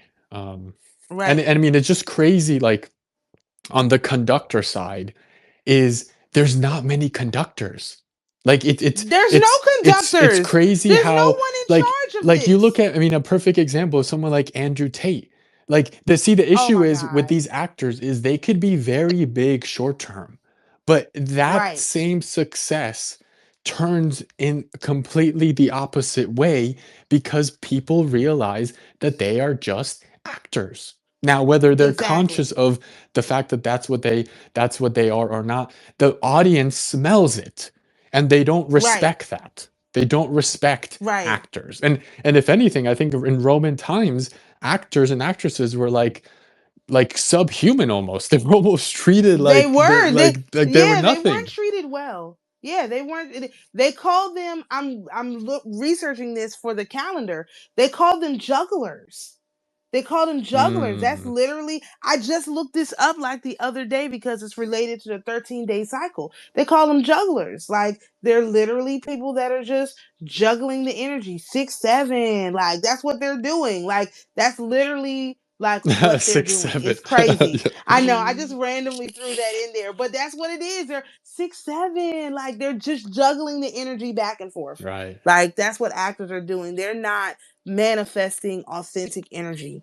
And now that we know that, we can that's a really really like key corner like piece that will help to reveal what this picture actually looks like, cuz I really don't know what it looks like for this to work. You know what I mean? Like I know what it looks like in the misaligned system, but what does this look like in the Imperium, like moving forward? Like that's a really key point. Like there's broadcasters and then there's actors. We need to be in the healthy feminine energy as opposed to the masculine energy, period. Like we evoke the masculine energy, but it's only to help us align into the feminine energy, and then manifesting that feminine energy through the social proof. Like this Mm. whole process is starting to come together. This was a really really important like corner piece.